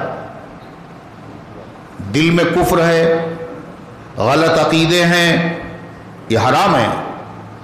زبان سے بول دیا منہ سے تو ظاہر ہو گیا، ظاہر کرو چاہے چھپاؤ، ہمیں سب خبر ہے اور ہم ہر ایک چیز کا حساب لیں گے۔ اللہ تعالیٰ نے جب قرآن کریم کی آیت نازل فرمائی، صحابہ بہت پریشان ہوئے، تو اللہ تعالیٰ نے کرم کیا، صحابہ کی نبی کی تعریف بھی فرمائی اور اللہ نے ان کی مشکل اور الجھن کو دور بھی کر دیا۔ کیا کہا سنیے، یہ آیتیں نازل ہوئی آمن الرسول سے لے کے آخر تک، یہ قرآن کی بڑی فضیلت والی آیتیں ہیں، اتنی فضیلت والی آیتیں ہیں۔ حضور پاک علیہ السلام نے فرمایا جس نے اس کو رات میں پڑھ لیا، یہ 2 آیتیں سورہ بقرہ کی آخر کی، یہ اس کے لیے کافی ہیں۔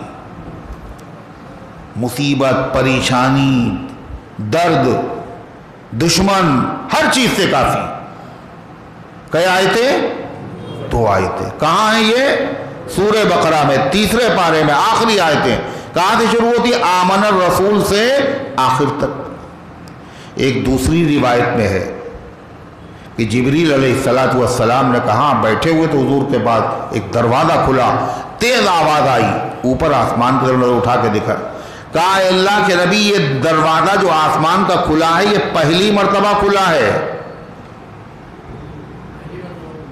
اس سے جو فرشتہ آیا اس فرشتے نے کہا 2 نور اللہ نے آپ کو دیے ہیں، 2 نور اللہ نے دیے، کسی نبی کی امت کو نہیں ملے ہیں، ایک سورہ فاتحہ اور دوسرے سورہ بقرہ کی آخری آیتیں۔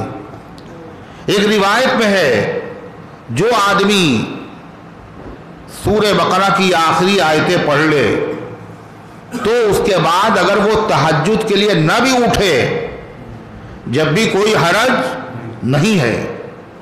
ایک روایت میں ہے کہ اللہ کے نبی جب معراج میں گئے تو وہاں سے امت کے لیے 3 تحفے لے کر کے آئے۔ کئے تحفے؟ 3۔ ان میں سے ایک نماز، دوسرا تحفہ سورہ بقرہ کی آخری آیتیں، اور تیسرا تحفہ جو شرک نہ کرے اللہ اسے معاف کر دے گا، یہ تحفہ ہے۔ فرمایا کہ جو سورہ بقرہ کی آخری آیتوں کو پڑھے اللہ اس گھر کی حفاظت فرماتا ہے، اس کے قریب میں جو پڑوسی ہیں گھر والے ان کی حفاظت، پڑوس والوں کی بھی اللہ حفاظت فرماتا ہے۔ حضرت فاروق اعظم حضرت علی مرتضیٰ فرماتے ہیں مسلمانوں یہ آیتیں خود بھی سیکھو، اپنی گھر والی اپنی عورتوں کو سکھاؤ، اپنی اولاد کو سکھاؤ۔ حضرت فاروق اعظم اور حضرت علی نے فرمایا میں نہیں سمجھتا ہوں کوئی عقل مند آدمی مسلمانوں میں ایسا بھی ہوگا جو ان دو آیتوں کو پڑھے بغیر سو جائے گا۔ کوئی عقل مند آدمی ایسا نہیں ہو سکتا مسلمانوں میں جو رات میں سونے سے پہلے ان دو آیتوں کی تلاوت نہ کرتا ہو۔ اگر وہ نہیں کرتا ہے اس کا مطلب وہ سمجھ رہا ہے ہم اپنے آپ کو عقل مند ہیں، وہ انتہائی بد عقل ہے اور اپنا بدخواہ ہے، اپنا بھلا چاہنے والا نہیں، اپنے اوپر ظلم کرنے والا ہے۔ تو کیا ارادہ ہے بھائی؟ پڑھے گا نا انشاءاللہ۔ اللہ نے کیا تعریف کی جب صحابہ نے سے حضور نے کہا یہ مت کہو ہم سے عمل نہیں ہو پائے گا، بلکہ کہو اے اللہ ہم نے سن لیا تیرا حکم، ہم نے مان لیا، یہ کہو۔ جب صحابہ نے یہ کہا تو اللہ نے پہلے صحابہ کی نبی کی تعریف کی، کیا کہا؟ آمن الرسول بما انزل الیہ من ربہ والمؤمنون۔ عقیدہ رکھتے ہیں رسول اس حکم پر جو اتارا گیا ان کی طرف، ان کے رب کی طرف سے۔ جو قرآن میں اللہ کا حکم آیا نبی بھی اس پر ایمان رکھتے ہیں۔ والمؤمنون، اور جتنے ایمان والے ہیں اس زمانے میں ایمان والے کون تھے؟ صحابہ، اور قیامت تک جتنے ایمان والے ہیں وہ سب اس کے اندر شامل ہیں، اور عقیدہ رکھتے ہیں، ایمان رکھتے ہیں اس پر جو نبی پر نازل ہوا۔ اور نبی پر کون سی کتاب نازل ہوئی؟ قرآن۔ قرآن پر نبی بھی ایمان رکھتے ہیں اور ایمان والے بھی ایمان رکھتے ہیں۔ یہ تو ہوئی موٹی سی بات۔ اب کیا مطلب ہے اس کا؟ کاہے پہ ایمان رکھتے ہیں قرآن پہ اترنے والی چیز؟ اس کی ڈیٹیل کیا ہے؟ اس کی تفصیل کیا ہے؟ آگے اس کی تفصیل بیان کی۔ اللہ نے فرمایا ایمان والے بھی ایمان رکھتے ہیں اور نبی بھی ایمان رکھتے ہیں، مگر نبی کو الگ ذکر کیا اور ایمان والوں کو الگ ذکر۔ کیوں؟ ایمان تو نبی بھی رکھتے ہیں اور ایمان امتی بھی رکھتے ہیں، مگر نبی کا جس درجے کا ایمان ہے اس درجے کا ایمان کسی کو بھی نصیب نہیں ہو سکتا۔ الگ الگ بیان کیا۔ کیا ایمان رکھتے ہیں؟ کل آمن باللہ وملائکتہ وکتبہ ورسلہ، سب کے سب ایمان رکھتے ہیں اللہ پر۔ نہیں رکھتے؟ کیا اللہ پر ایمان ہے؟ اللہ موجود ہے، اللہ اکیلا ہے، اللہ کسی کا محتاج نہیں ہے، اللہ ہر چیز پر قادر ہے، اللہ کا غیر اللہ کے بغیر کچھ بھی نہیں کر سکتا، چاہے سپر پاور ہو، چاہے تمام یورپ کے ممالک ہوں، چاہے جتنے آلات ہو، ہتھیار ہو، لشکر ہو، کچھ بھی ہو، اللہ کا غیر اللہ کے بغیر کچھ بھی نہیں کر سکتا۔ کر تو رہے کہ اتنا ہی کر سکتے جتنا مقدر کیا ہے خدا نے، اس سے 1 انچ آگے کوئی نہیں بڑھ سکتا۔ جادوگر مار ڈالے گا، سفلی کرنے والا مار ڈالے گا۔ اللہ کا غیر اللہ کے بغیر کچھ نہیں کر سکتا، اللہ کسی کا محتاج نہیں ہے، باقی ہر مخلوق اللہ کی محتاج ہے۔ اللہ کی مرضی کے بغیر، منشا کے بغیر نہ کچھ ہوا، نہ ہوتا ہے، نہ ہوگا۔ کہنے لگے وہ دکان ہماری کسی نے باندھ دی۔ مولانا صاحب بہت سخت بندش ہے، اللہ باندھے گا تو بندھے گی، دنیا میں کوئی باندھ دے گا؟ ہاں بتائیے، وہ خدا ہے کیا؟ کوئی نہیں باندھ سکتا کچھ، نہ رشتے بنتے ہیں نہ دکانیں بنتی۔ جتنا اللہ نے مقدر میں لکھا ہے، حدیث میں آتا ہے جب تک اتنے لقمے کھائے گا نہیں مرے گا نہیں۔ اور فرمایا جیسے آدمی کی پیچھا موت کرتی ہے ایسے ہی آدمی کا پیچھا اس کی روزی کرتی ہے، مگر آج تک موت کو باندھنے والا کوئی بولو پیدا نہیں ہوا۔ اس کی موت باندھ دیں گے یہ نہیں مرے گا۔ جب موت کو باندھنے والا کوئی نہیں ہے تو روزی کو باندھنے والا کیسے ہو سکتا ہے؟ عقیدے کا علاج کرو۔ اللہ فرماتا آمن الرسول، اللہ کے رسول ایمان رکھتے ہیں، اور تمام ایمان والے کاہے پہ ایمان رکھتے ہیں؟ کل آمن باللہ، وہ سب کے سب ایمان رکھتے ہیں اللہ پر، کرنے والی ذات اکیلے اللہ کی ہے، اللہ کی مرضی کے بغیر کچھ نہ ہوا، نہ ہے، نہ ہوگا۔ وملائکتہ، اور سب کے سب اس کے فرشتوں پر ایمان رکھتے ہیں۔ کیا فرشتوں پر ایمان رکھتے ہیں؟ ایک نور کی مخلوق اللہ نے بنائی ہے، فرشتے نور کی مخلوق، اور وہ مختلف شکلیں اپنی بدل سکتے ہیں، انسانوں کی شکل میں بھی آ سکتے ہیں۔ حضرت جبریل علیہ السلام ایک صحابی تھے بڑے خوبصورت، دحیہ کلبی رضی اللہ عنہ، زیادہ تر ان کی شکل میں آ جاتے تھے، اور صحابہ سمجھتے تھے کہ دحیہ کلبی ہے۔ جب وہ چلے گئے پتہ چلا وہ حضرت جبریل تھے۔ مختلف شکلیں بدل سکتے ہیں، اور وہ لا یعصون اللہ ما امرہم ویفعلون ما یؤمرون، یہ بھی فرشتوں کے بارے میں عقیدہ ضروری ہے، وہ وہی کرتے ہیں جس کا اللہ کی طرف سے ان کو آرڈر ہوتا ہے، اور فرشتے کبھی اللہ کی نافرمانی نہیں کرتے۔ اللہ کے حکم کے بغیر فرشتہ حرکت نہیں کر سکتا۔ سب سے بڑے فرشتے حضرت جبریل ہیں، فرشتوں کا سردار۔ اللہ کے نبی نے کہا وہ جبریل تم بہت دیر میں آتے ہو، میرا تو جی چاہتا تم جلدی جلدی آیا کرو۔ جبریل کیا بولے؟ وَمَا نَتَنَزَّلُ إِلَّا بِأَمْرِ رَبِّكَ، ہم زمین پر نہیں اترتے ہیں مگر آپ کے رب کے حکم سے۔ آدم علیہ السلام سے لے کر کے آپ کے پاس 23 سال تک جب ہم آتے رہے تو کبھی بھی اپنی مرضی سے نہیں آئے۔ فرشتے کو یہ عقیدہ رکھنا، فرشتے سے غلطی نہیں ہوتی، فرشتے بھولتے نہیں ہیں۔ لوگوں نے کہا وہ فرشتہ جو تھا وہ وہی لے کے آیا تھا علی کے پاس، اور غلطی ہو گئی، وہ چلا گیا نبی کے پاس۔ یہ کیا ہے؟ یہ فرشتوں پہ یقین ہے، اعتقاد ہے، یہ قرآن کے خلاف ہے۔ کل آمن باللہ وملائکتہ، سب ایمان رکھتے ہیں اللہ پر، اس کے فرشتوں پر، اور ایک ایک فرشتے میں اتنی طاقت ہے کہ پوری دنیا برباد ہو جائے۔ اللہ نے جبریل سے کہا جبریل یہ قوم سمود والے بہت پریشان کر رہے میرے نبی کو، جاؤ ان کی ہلاکت کا وقت آ گیا۔ دروازے پہ کھڑے ہوئے جبریل اور ایک چیخ ماری، ہزاروں لاکھوں لوگ جو اس بستی میں بستے تھے سب کے کلیجے پھٹ گئے اور منہ کے بل سب گر پڑے، ایک آواز میں ٹھنڈے ہو گئے۔ وہ خدا فلسطین میں بھیج دے مظلوموں کی مدد کرنے کے لیے جبریل کو، فرشتوں کو۔ بدر میں خدا نے بھیجے تھے فرشتے، اور کتنے قرآن میں ذکر ہے، بخمستی آلاف، بثلاثتی آلاف، 1000، 3000، 5000۔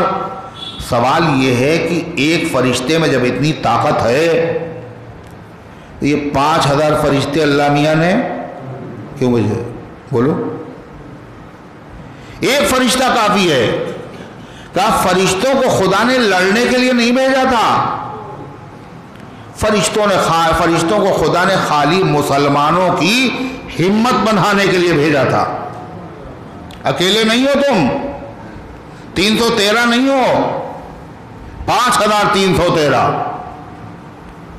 ہم ہیں تمہارے ساتھ میں۔ وَلِتَطْمَئِنَّ قُلُوبُكُمْ وَمَا النَّصْرُ إِلَّا مِنْ عِنْدِ اللَّهِ، یہ اس لیے بھیجے تاکہ تمہارا دل مطمئن ہو جائے، اور مدد تو اللہ کی طرف سے ہوتی، نہ فرشتہ کر سکتا نہ کوئی کر سکتا ہے۔ پھر اللہ میاں فرشتے اگر لڑتے تو کہیں کہیں فرشتوں نے ظاہر بھی کر دیا کہ گھبرانا نہیں، ہم تمہارے ساتھ میں ہیں۔ ایک دم سے ایک صحابی نے آواز سنی بدر کے بعد میں، اقدم یا حیزوم، اے حیزوم آگے بڑھو۔ اور حیزوم نام تھا جبریل علیہ السلام جس گھوڑے پہ سوار تھے، یعنی جبریل کی آواز ہے۔ جبریل بھی آئے ہوئے، میکائیل بھی آئے ہوئے۔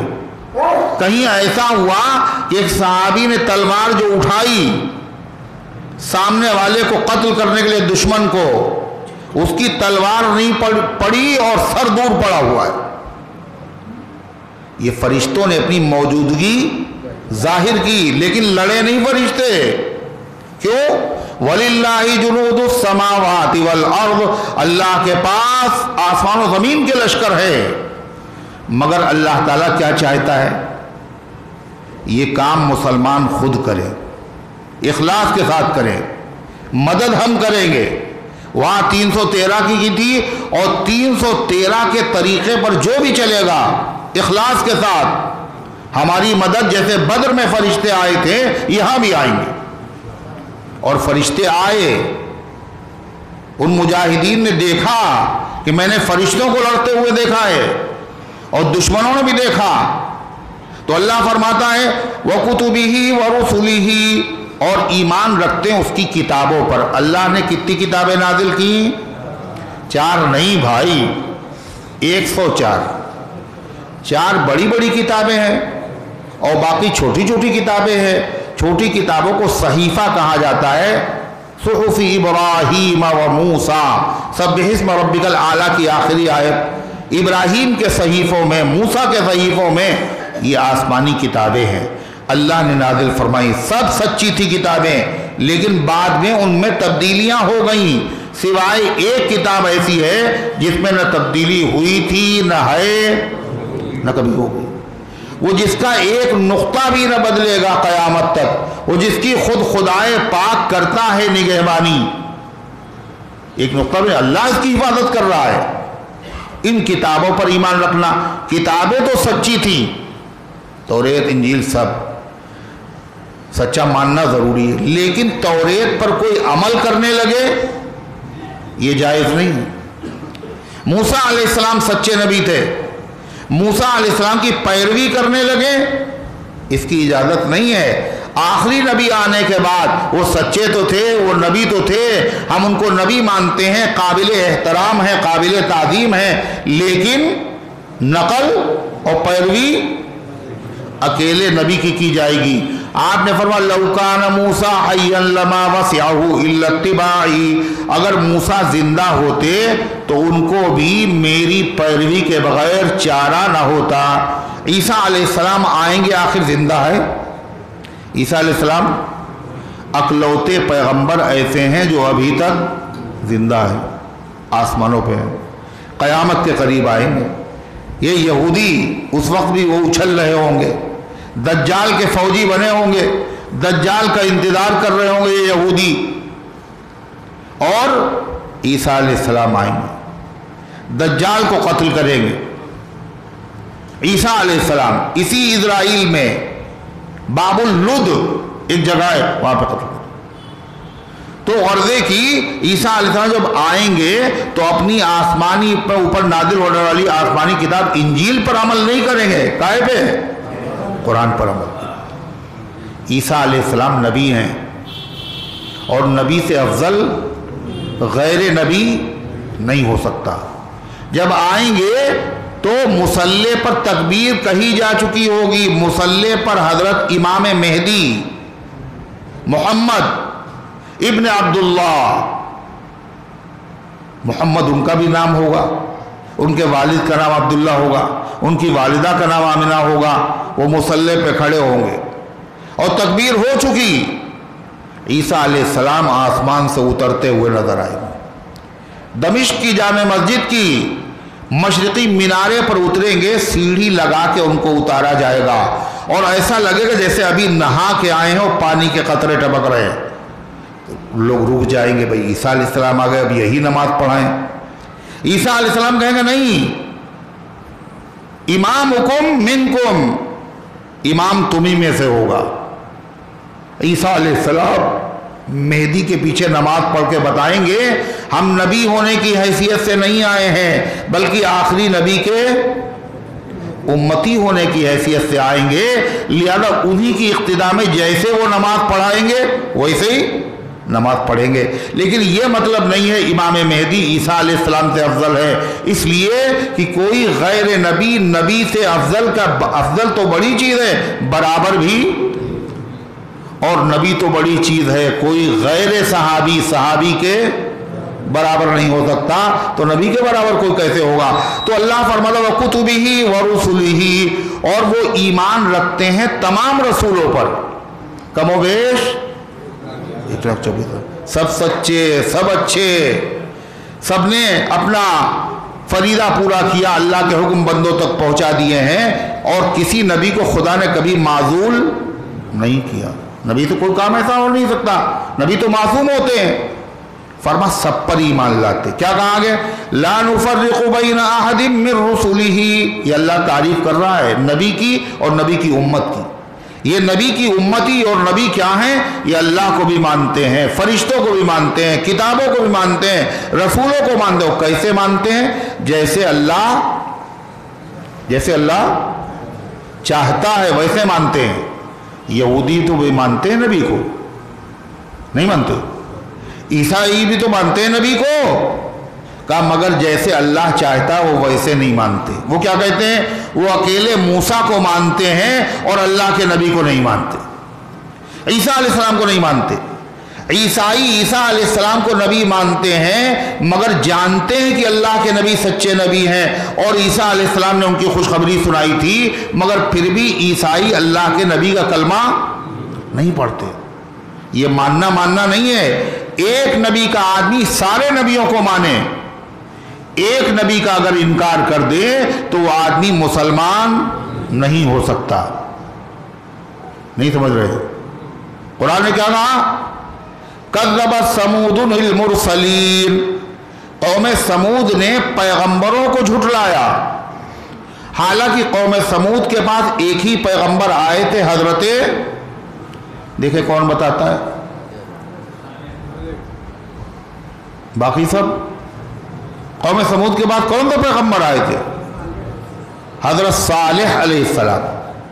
تو انہوں نے ان کو جھٹلایا تھا، مگر قرآن کہا قوم سمود نے سارے پیغمبروں کو جھٹلا دیا۔ کیوں؟ ان کے زمانے میں تو تھے بھی نہیں سارے پیغمبر۔ اس کا مطلب کیا ہے؟ سارے پیغمبروں کا پیغام، ان کی دعوت ایک ہے۔ ایک نبی کو جھٹلانا سارے نبیوں کو جھٹلانا ہے۔ ایک نبی کا انکار تمام نبیوں کا انکار ہے۔ ایک نبی کی شان میں گستاخی سارے نبیوں کی شان میں گستاخی ہے۔ یہ گستاخی اللہ کے نبی کی شان میں کرنے والے کون ہیں؟ یہ خاکے بنانے والے، اللہ کے نبی کی تصویریں بنانے والے، جس کے اوپر اتنا ہنگامہ ہوا، یہ کون لوگ ہیں؟ سب عیسائی ہیں۔ کہ کیسے عیسیٰ کو مانتے ہیں؟ اگر کسی ایک نبی کی شان میں گستاخی کی، وہ عیسیٰ کا بھی ماننے والا نہیں۔ اگر کوئی صرف حضرت علی کو مانتا ہے اور دوسرے صحابہ کرام کو نہیں مانتا، اس کا مطلب یہ ہے وہ علی کا بھی ماننے والا نہیں ہے۔ اس لیے کہ علی تو ان کو اپنا امام مانتے ہیں اور تم ان کو مومن بھی نہیں مانتے ہو۔ نہیں سمجھ میں آئی بات؟ 25 سال تک حضرت علی رضی اللہ عنہ نے حضرت ابو بکر صدیق، فاروق اعظم، عثمان غنی کے پیچھے نمازیں پڑھی ہیں، وہ علی کے امام ہیں۔ تم علی کو مانتے ہو، علی کو اماموں کو نہیں مانتے؟ سوچئے آپ۔ تو اللہ تعالیٰ فرماتا ہے آخری پیغمبر ان کے امتی نبیوں پر ایمان رکھتے ہیں کیسے؟ جیسا ہم چاہتے ہیں۔ کیسا چاہتے ہیں آپ؟ اللہ فرماتا وہ امتی کیا کہتے ہیں؟ لا نفرق بین احد من رسلی، ہم فرق نہیں کرتے ہیں اللہ کے رسولوں میں سے کسی رسول کے درمیان۔ فرق کرنے کا مطلب ایک کو مانے اور دوسرے کو نہ مانے، ہم سب کو مانتے ہیں۔ آپ بتائیے مسلمان سے زیادہ صلح کرنے والا، مسلمان سے زیادہ امن پسند، روادار دنیا میں کوئی نہیں ہو سکتی۔ وہ ہمارے نبی کو نہیں مانتے، ہمارے نبی کا مذاق اڑاتے ہیں، لیکن دنیا میں آپ نے سنا کسی پوری دنیا میں کسی مسلمان نے عیسائیوں کے نبی کی شان میں گستاخی کی وجہ سے عیسیٰ علیہ السلام کو برا کہا ہو؟ بولو، کسی جاہل نے بھی نہیں کبھی کہا۔ کیوں؟ مسلمان کے لیے لازم ہے کہ وہ کیا کرے؟ تمام نبیوں پر ایمان لائے، سب کا احترام کرے۔ اللہ تعالیٰ پھر کہہ رہا ہے صحابہ کی تعریف کرتے ہوئے، جب وہ آیت نازل ہوئی اور انہوں نے آ کر کہا حضور یہ تو میرے بس میں نہیں ہے، دل میں جو خیالات آتے ہیں ان کے اوپر بھی اللہ حساب لے گا اور عذاب دے گا۔ تو اللہ کے نبی نے کیا کہا تھا؟ یہ مت کہو، کیا کہو؟ سمعنا واطعنا، یہ کہو اے اللہ ہم نے تیرا حکم سن لیا اور ہم نے مان لیا، یہ کہو بس۔ اللہ اس کا ذکر کر رہا ہے وَقَالُوا سَمِعْنَا وَأَطَعْنَا غُفْرَانَكَ رَبَّنَا وَإِلَيْكَ الْمَصِيرُ، ان ایمان والوں نے کہا میرے حکم کو سننے کے بعد سن لیا ہم نے اور مان لیا ہم نے، غفرانک، اے میرے رب مجھے معاف کر دے، ربنا وإلیک المصیر، اے ہمارے رب ہم آپ ہی کی طرف لوٹ کر کے آنے والے ہیں۔ یہ تو ہوئی صحابہ کی نبی کی تعریف۔ صحابہ کو الجھن کیا پیش آئی تھی کہ وہ خیالات جو اپنے بس میں ہیں، جو خیالات اپنے بس میں نہیں ہیں، نماز میں ہیں اور خیالات آئے جا رہے۔ حدیث میں آتا ہے نبی کریم علیہ السلام نے فرمایا آدمی نماز پڑھنے کھڑا ہوتا ہے، ایک دم سے اس کو خیال آتا ہے فلاں بات یاد کرو، فلاں بات یاد کرو، فلاں بات یاد کرو۔ جو باتیں نماز کے باہر یاد نہیں آتی وہ سب نماز ہی میں یاد آتی ہیں۔ امام اعظم حنیفہ رحمۃ اللہ علیہ کے پاس صاحب آئے، انہوں نے کہا حضرت ہم نے اپنا خزانہ جو ہے کہیں گاڑ دیا تھا، اب وہ ہم جگہ بھول گئے اور مل ہی نہیں رہا ہے ہمیں اور بہت پریشان ہیں۔ یہ مسئلہ دین کا ہے دنیا کا ہے؟ نبی کے پاس صحابہ آتے تھے، دین کا مسئلہ دنیا کا مسئلہ۔ نبی کے جو علماء ہوتے ہیں نبی کے وارث ہوتے ہیں، جو نبی کا کام ہو ان کا کام ہوتا ہے، بس وہی ان پر نہیں آتی، باقی سارے کام وہی تو نبی کے ہوتے ہیں۔ تو امام صاحب کے پاس وہ کہنے لگے کہ وہ بھول گئے ہم خزانہ۔ اور ایک عورت پہلے آئی، اس نے کہا میرا شوہر بڑا ظالم ہے، جب میں اس سے کہتی ہوں راشن ختم ہو گیا تو برا بھلا کہتا ہے، اور نہیں بتاتی ہوں جب بھی برا بھلا کہتا ہے، جان مصیبت میں ہے۔ تو امام صاحب نے کہا اس سے یہ نہ کہا اگر وہ ختم ہو گیا، بلکہ اس کے سامنے راشن کی بوری جھاڑ دیا کرو۔ اب اس عورت نے جو راشن کی بوری جھاڑی تو وہ شوہر کیا کہہ رہا ہے؟ لگتا ہے تم ابو حنیفہ سے مل کے آئی ہو، یہ انہوں نے مشورہ دیا ہوگا۔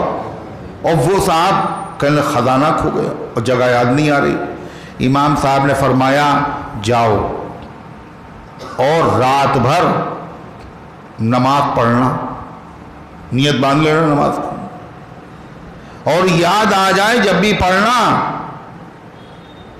خیر ہو گیا، اس کے بعد اس نے نماز کی نیت باندھی۔ اب شیطان کو کبھی یہ گوارا ہوتا، اس نے یاد دلایا فلاں جگہ۔ اب اس کے بعد خزانہ اس کو مل گیا۔ جب خزانہ مل گیا تو وہ امام صاحب کے پاس آیا کہ حضرت بہت بہت شکریہ۔ تو جو شاگرد تھے امام صاحب کے، جتنے غیر مقلد ہیں، جو اپنے آپ کو اہل حدیث کہتے ہیں، وہ امام صاحب کو بہت برا بھلا کہتے امام حنیفہ۔ اور ہمیشہ یہ ہوتا آیا ہے کہ دنیا میں اچھے لوگوں کو برا کہا گیا ہے کہ وفا ہم نے تو غیر اس کو جفا کہتے ہیں، اور ہوتی آئی ہے کہ اچھوں کو برا کہتے ہیں۔ امام صاحب کو کیا برا کہتے ہیں؟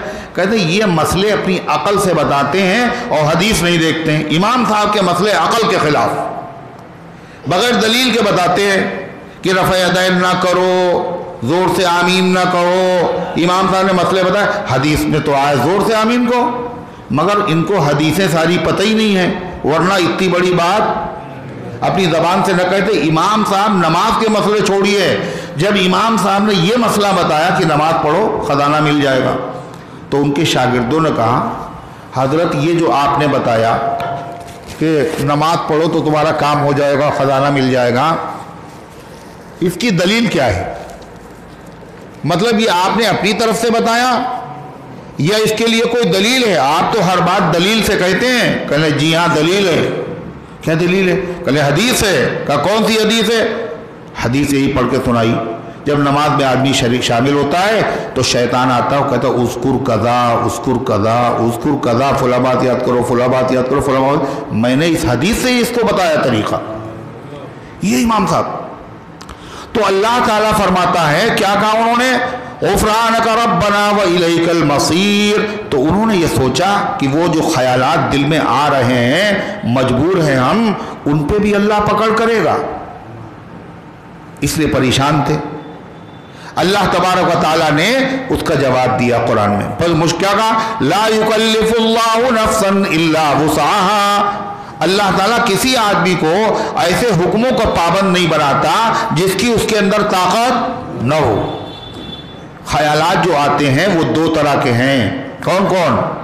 ایک اپنے بس میں اور ایک جو اپنے بس میں نہیں ہیں۔ ایک خود ہی سے چلے آ رہے ہیں، روک رہے ہیں پھر بھی چلے آ رہے ہیں۔ ایک خیالات کیا ہے؟ دکان کا حساب لگا رہے ہیں عام نماز میں، کہنے لگے 3 رکعتیں نہیں ہوئی، 4 نہیں ہوئی، 3 ہی ہوئی ہیں۔ کیسے؟ ہر رکعت میں ایک دکان کا حساب، 3 کا حساب آیا ہے، ابھی چوتھی کی سوال ہی نہیں پیدا ہوتا۔ تو یہ خیالات لانا ہے، لانا منع ہے۔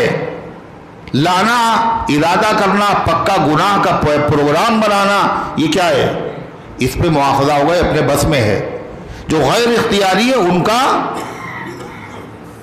ان کے اوپر اللہ تعالیٰ مواخذہ نہیں فرمائے گا۔ حدیث میں آتا ہے ان اللہ تجاوز عن امتی ما وسوست به نفسها ما لم يتكلموا او يعملوا۔ اللہ کے نبی نے کہا میری امت کے دل میں جو خیالات آتے ہیں اللہ نے معاف کر دیے، جب تک وہ زبان سے نہ کہے۔ کفر کا خیال دل میں آ رہا ہے، دین بدل دے، اللہ نہ کرے، اللہ سب کی حفاظت، دین بدل دے، مذہب بدل، خیال آ رہا ہے خالی۔ اس خیال پر پکڑ نہیں ہوگی جب تک وہ کلمہ کفر زبان سے بکے گا نہیں۔ جی میں خیال آ رہا بیوی کو طلاق دے دیں گے، جب تک طلاق نہیں دے گا منہ سے طلاق نہیں ہوگی۔ معلوم یتکلم، جب تک زبان سے نہ کہہ دے، جب تک عمل نہ کر لے۔ شراب پینے کا خیال آ رہا تھا، خیال آیا، صرف اس پر پکڑ نہیں ہے۔ ہاں خیال کے بعد باقاعدہ اس نے پی بھی لی، اب اس پر پکڑ ہو۔ یہ ارادہ تو اس نے پکا کیا تھا، لیکن اتفاق سے اس کے باپ سامنے سے آ گئے، نہیں سمجھے؟ ارادہ پکا تھا، رکاوٹ پیدا ہو گئی، نہیں پی شراب، دیکھ کر کے کسی کو۔ فرمایا یہ ایسا ارادہ تھا جس پر اللہ کی طرف سے پکڑ ہوگی، تو مجبوری میں تم نے نہیں پی، ارادہ تو تمہارا پکا تھا۔ اللہ فرماتا لا یکلف اللہ نفسا الا وسعها، اللہ پابند نہیں بناتا کسی آدمی کو ایسے حکموں کا جس کی اس میں طاقت نہ ہو۔ اسی سے وہ مسئلہ بھی حل ہو گیا۔ لوگ کہتے ہیں یہ دیوبندی وہابی لوگ یہ اللہ کے نبی کو نہیں مانتے، اور یہ کہتے ہیں کہ اگر بلی کا، خچر کا، گدھے کا خیال نماز میں آ جائے تو نماز ہو جاتی ہے، اور اللہ کے نبی کا خیال آ جائے تو نہیں ہوتی۔ یہ ہے دیوبندی۔ اس کا مطلب یہ بالکل سراسر جھوٹ ہے۔ کیوں؟ اللہ کیا کہہ رہا ہے؟ جو غیر اختیاری چیزیں تمہارے ذہن میں آتی ہیں، جو تمہارے بس میں نہیں ہیں، ان پر اللہ کے وہاں کوئی پکڑ نہیں ہوگی، تو نماز کیسے خراب ہو جائے گی؟ پھر یہ سراسر الزام لوگوں کو نفرت دلانے کے لیے، دور کرنے کے لیے۔ کیوں؟ تاکہ ہماری پیٹ کی دکان چلتی رہے۔ جانتے سب ہیں مگر عوام کو بیوقوف بناتے ہیں، کہنے لگے کہ اگر چلے گئے تو نکاح ٹوٹ جائے گا، اگر دیوبندی آدمی کی جنازے کی نماز پڑھ لی تو نکاح ٹوٹ جائے گا، اگر امام کے پیچھے تم نے نماز پڑھ لی تو ٹوٹ جائے گا۔ تو وہ یہی سب بتا رہے ہوں گے۔ تو ایک آدمی بولا میاں چپ رہو، تمہارے باپ کا نکاح دیوبندی عالم نے پڑھایا تھا۔ کیسے ہو گیا تھا؟ تو یہ اللہ تعالیٰ فرماتا ہے لہا ما کسبت وعلیہا ما اکتسبت، آدمی کو اسی کا ثواب ملے گا جو اس نے ارادے سے کیا، وعلیہا ما اکتسبت، اور اسی گناہ کا وبال اس پر پڑے گا جو اس نے گناہ ارادے سے کیا۔ اب آپ گئے، روزے سے ہیں، آپ نے وضو کیا، کلی کی، اور آپ کا ارادہ نہیں تھا پانی پینے کا، مگر غلطی سے ایک قطرہ حلق کے نیچے چلا گیا۔ روزہ آپ کا نہیں ہوگا، مگر آپ کی اس پر پکڑ، بولو نہیں، قضا کرنا پڑے گا، لیکن گناہ نہیں ہوگا آپ پر۔ کیوں؟ اس لیے جو قطرہ چلا گیا حلق کے نیچے، یہ آپ نے ارادے سے نہیں اتارا، تو چوک ہو گئی آپ سے۔ قرآن پاک ہاتھ سے چھوٹ کے گر گیا زمین پہ. کوئی مسلمان قرآن پاک کو اپنے ہاتھ سے زمین پر نہیں گرا سکتا. پیر تک تو مسلمان کرنا گوارا نہیں کرتا، قرآن گر جائے. اب لوگ پریشان ہو گئے، کیا کریں، کیا کفارہ ہوگا؟ کوئی کفارہ نہیں. کیوں؟ یہ تم نے قرآن اپنے ہاتھ سے ارادے سے نہیں گرایا ہے، یہ تو چوک گئے تم. جیسے کہ تم نے کلی کی اور پانی کا قطرہ حلق میں بغیر ارادے کے چلا گیا، جیسے اس پر گناہ نہیں ہے، پکڑ نہیں ہے، اس پر بھی پکڑ نہیں ہے. مگر کچھ لوگ مسئلے پوچھتے کس سے؟ امام ہو مسجد کا، یہ داڑھی کرتا ہے، یہ مولانا ہی ہوں گے، پوچھ لو مسئلہ. اچھا، ان کو جب پوچھا گیا مولانا سمجھ کے تو وہ بھی سمجھتے ہیں اس نے کچھ سمجھ کے پوچھا ہے. اگر نہیں بتائیں گے تو یہ تو ہماری انسلٹ ہوگی، اس کے دل میں ہماری کوئی عزت نہیں رہی، اس لیے بتا دو، دیکھا جائے گا الٹا سیدھا جیسا. انہی مسائل میں سے ایک مسئلہ یہ بھی ہے، جب قرآن گر جائے تو اس کا کفارہ یہ ہے کہ قرآن کو ترازو کے ایک پلے میں رکھا جائے اور دوسرے پلے میں غلہ رکھا جائے اور وزن کیا جائے اور پھر وہ غلہ جو ہے غریبوں میں، یہ کفارہ ہے. یہ کیا ہے؟ یہ وہی بات ہے. معلوم نہیں مسئلہ، بتا ہی دو. تو اللہ تعالیٰ نے کیا ارشاد فرمایا؟ پھر اس کے بعد اللہ نے ایک دعا سکھائی اور اس دعا کے ہر جملے پر اللہ تعالیٰ نے یہ کہا میں نے یہ قبول کر لی. کیا ہے دعا؟ سنیے. ربنا لا تؤاخذنا ان نسینا او اخطأنا، اے ہمارے پالنے والے ہماری پکڑ نہ کیجیے گا اگر ہم بھول جائیں. اے اللہ اگر ہم سے بھول ہو جائے پکڑ نہ کیجیے گا. او اخطأنا، یہ ہم چوک جائے اللہ جب بھی ہماری پکڑ نہ کیجیے گا. ربنا ولا تحمل علينا اصرا كما حملته على الذين من قبلنا، اور اے اللہ ایسے سخت حکم ہمارے اوپر نہ بھیجیے گا جیسے آپ نے ہم سے پہلی امتوں پر بھیجے ہیں. کیا حکم تھا؟ اگر نجاست لگ گئی کپڑے میں تو دھلنے سے پاک نہیں ہوگا، اس کو کاٹو یا اس کو جلاؤ. اگر گناہ ہو گیا تو توبہ زبان سے نہیں ہوتی تھی، بلکہ جس نے گناہ نہیں کیا وہ اس آدمی کو جس نے گناہ کیا اسے قتل کرے. یہ تھی توبہ. دعا مانگی، اللہ نے قبول کی. جیسے بندے نے کہا وہ آخذہ نہ کرنا، اللہ نے کہا قد فعلت، ہاں میں نے ایسا کر دیا، نہیں ہوگا وہ آخذہ. ولا تحمل علينا اصرا كما حملته على الذين من قبلنا، اور ہمارے اوپر ایسا بوجھ نہ رکھیے، ایسے حکم نہ بھیجیے جیسے کہ آپ نے بھیجے تھے ان لوگوں پر جو ہم سے پہلے تھے. اللہ نے کہا قد فعلت، میں نے یہ بھی کیا. تمہارے لیے بڑی آسان شریعت، بڑے آسان حکم ہیں، کسی کو پتہ ہی نہیں چلا اور توبہ کر لی. اللہ جانتا، بندہ جانتا ہے. ارے ہے سردیاں آ گئیں، کہا وضو نہیں کر پا رہے ہو، پیر دھونے میں بڑی دقت تمہیں ہوتی ہے، چمڑے کے موزے پہن لو اور اسی پہ مسے کر لیا کرو، بار بار دھونا نہیں پڑے گا. نہیں کر سکتے پانی کا انتظام، نقصان دے رہا ہے پانی کا، تیمم کر لو. ہم تو ناپاک ہو گئے، نہانا فرض ہے اور پانی نقصان کر رہا ہے، ڈاکٹر نے منع کیا ہے. کہا جیسے وضو کے لیے تیمم ہوتا ہے نہانے کے لیے بھی تیمم کیا جا سکتا ہے. نہانے کا تیمم الگ سے ہوگا کچھ؟ کہا نہیں، جو وضو کا تیمم ہے وہی نہانے کا تیمم ہے. اور کتنا شارٹ کٹ، کتنی آسانی. بھائی وضو میں 4 فرض تھے، بھائی ہاتھ دھونا ہے، چہرہ، مسا، کونیا، اور اس کے بعد کیا پیر دھونا. تیمم میں کیا کیا گیا؟ خالی ایک مرتبہ ہاتھ رکھا چہرے پہ مل لیا، دوبارہ ہاتھ رکھا دائنے ہاتھ اور بایاں ہاتھ پہ مل لیا، ہو گیا تیمم. کس قدر آسان ہے یہ، سوچیے آپ. اللہ تعالیٰ نے آسان شریعت عطا فرمائی. کیا کہا؟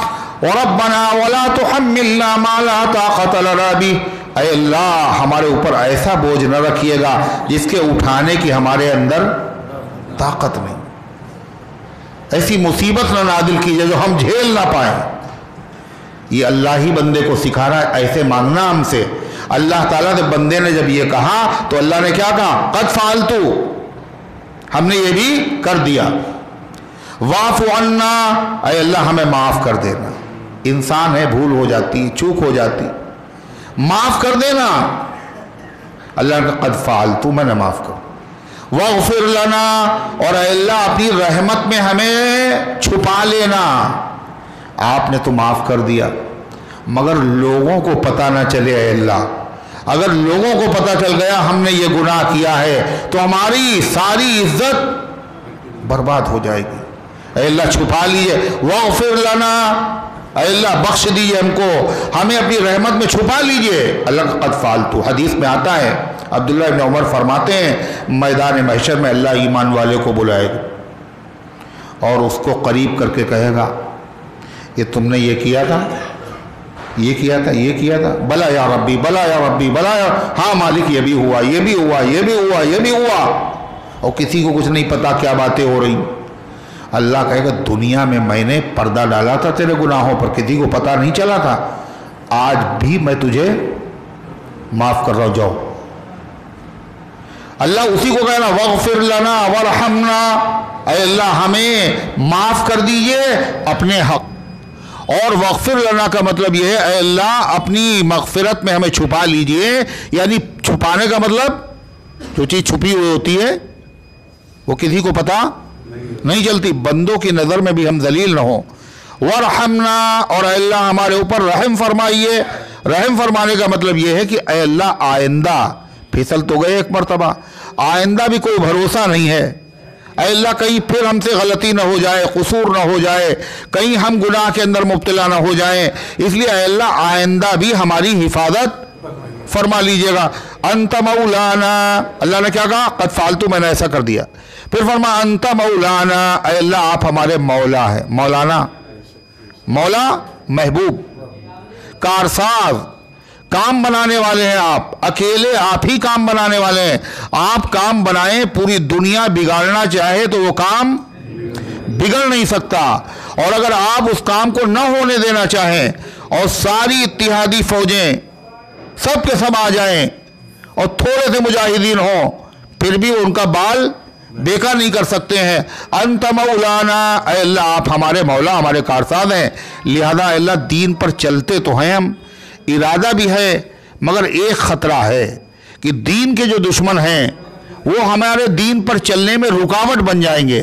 وہ کہیں گے بیت المقدس اور مسجد اقصی جہاں نماز کا ثواب بہت زیادہ ہے، 1,00,000 نبیوں کی، 1,24,000 نبیوں کی آپ نے امامت کی ہے، اس مسجد میں اللہ ہم نماز پڑھنا چاہتے ہیں مگر یہ ظالم یہودی نماز پڑھنے نہیں دے، یہ رکاوٹ بن رہے ہیں.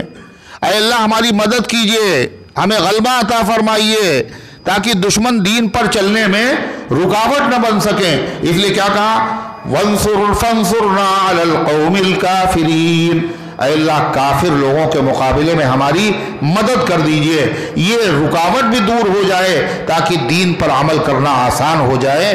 الحمدللہ سورہ بقرہ مکمل ہو گئی اور دعا پر مکمل ہوئی ہے، اور اللہ تعالیٰ نے اس دعا کی قبولیت کا وعدہ کیا ہے. یہ دعائیں ہمیں یاد کرنا چاہیے اور ہر نماز میں مانگتے رہنا چاہیے.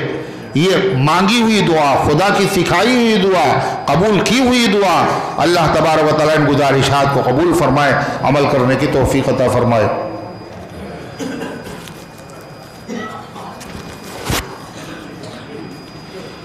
منا بھائی کی اہلیہ، آراف کی والدہ محمد بلال، محمد نسیم، ان کی طبیعت خراب ہے، اور اسی طرح وہ عبدالسبحان صاحب جو ہیں وہ ان کی اہلیہ کی طبیعت خراب ہے.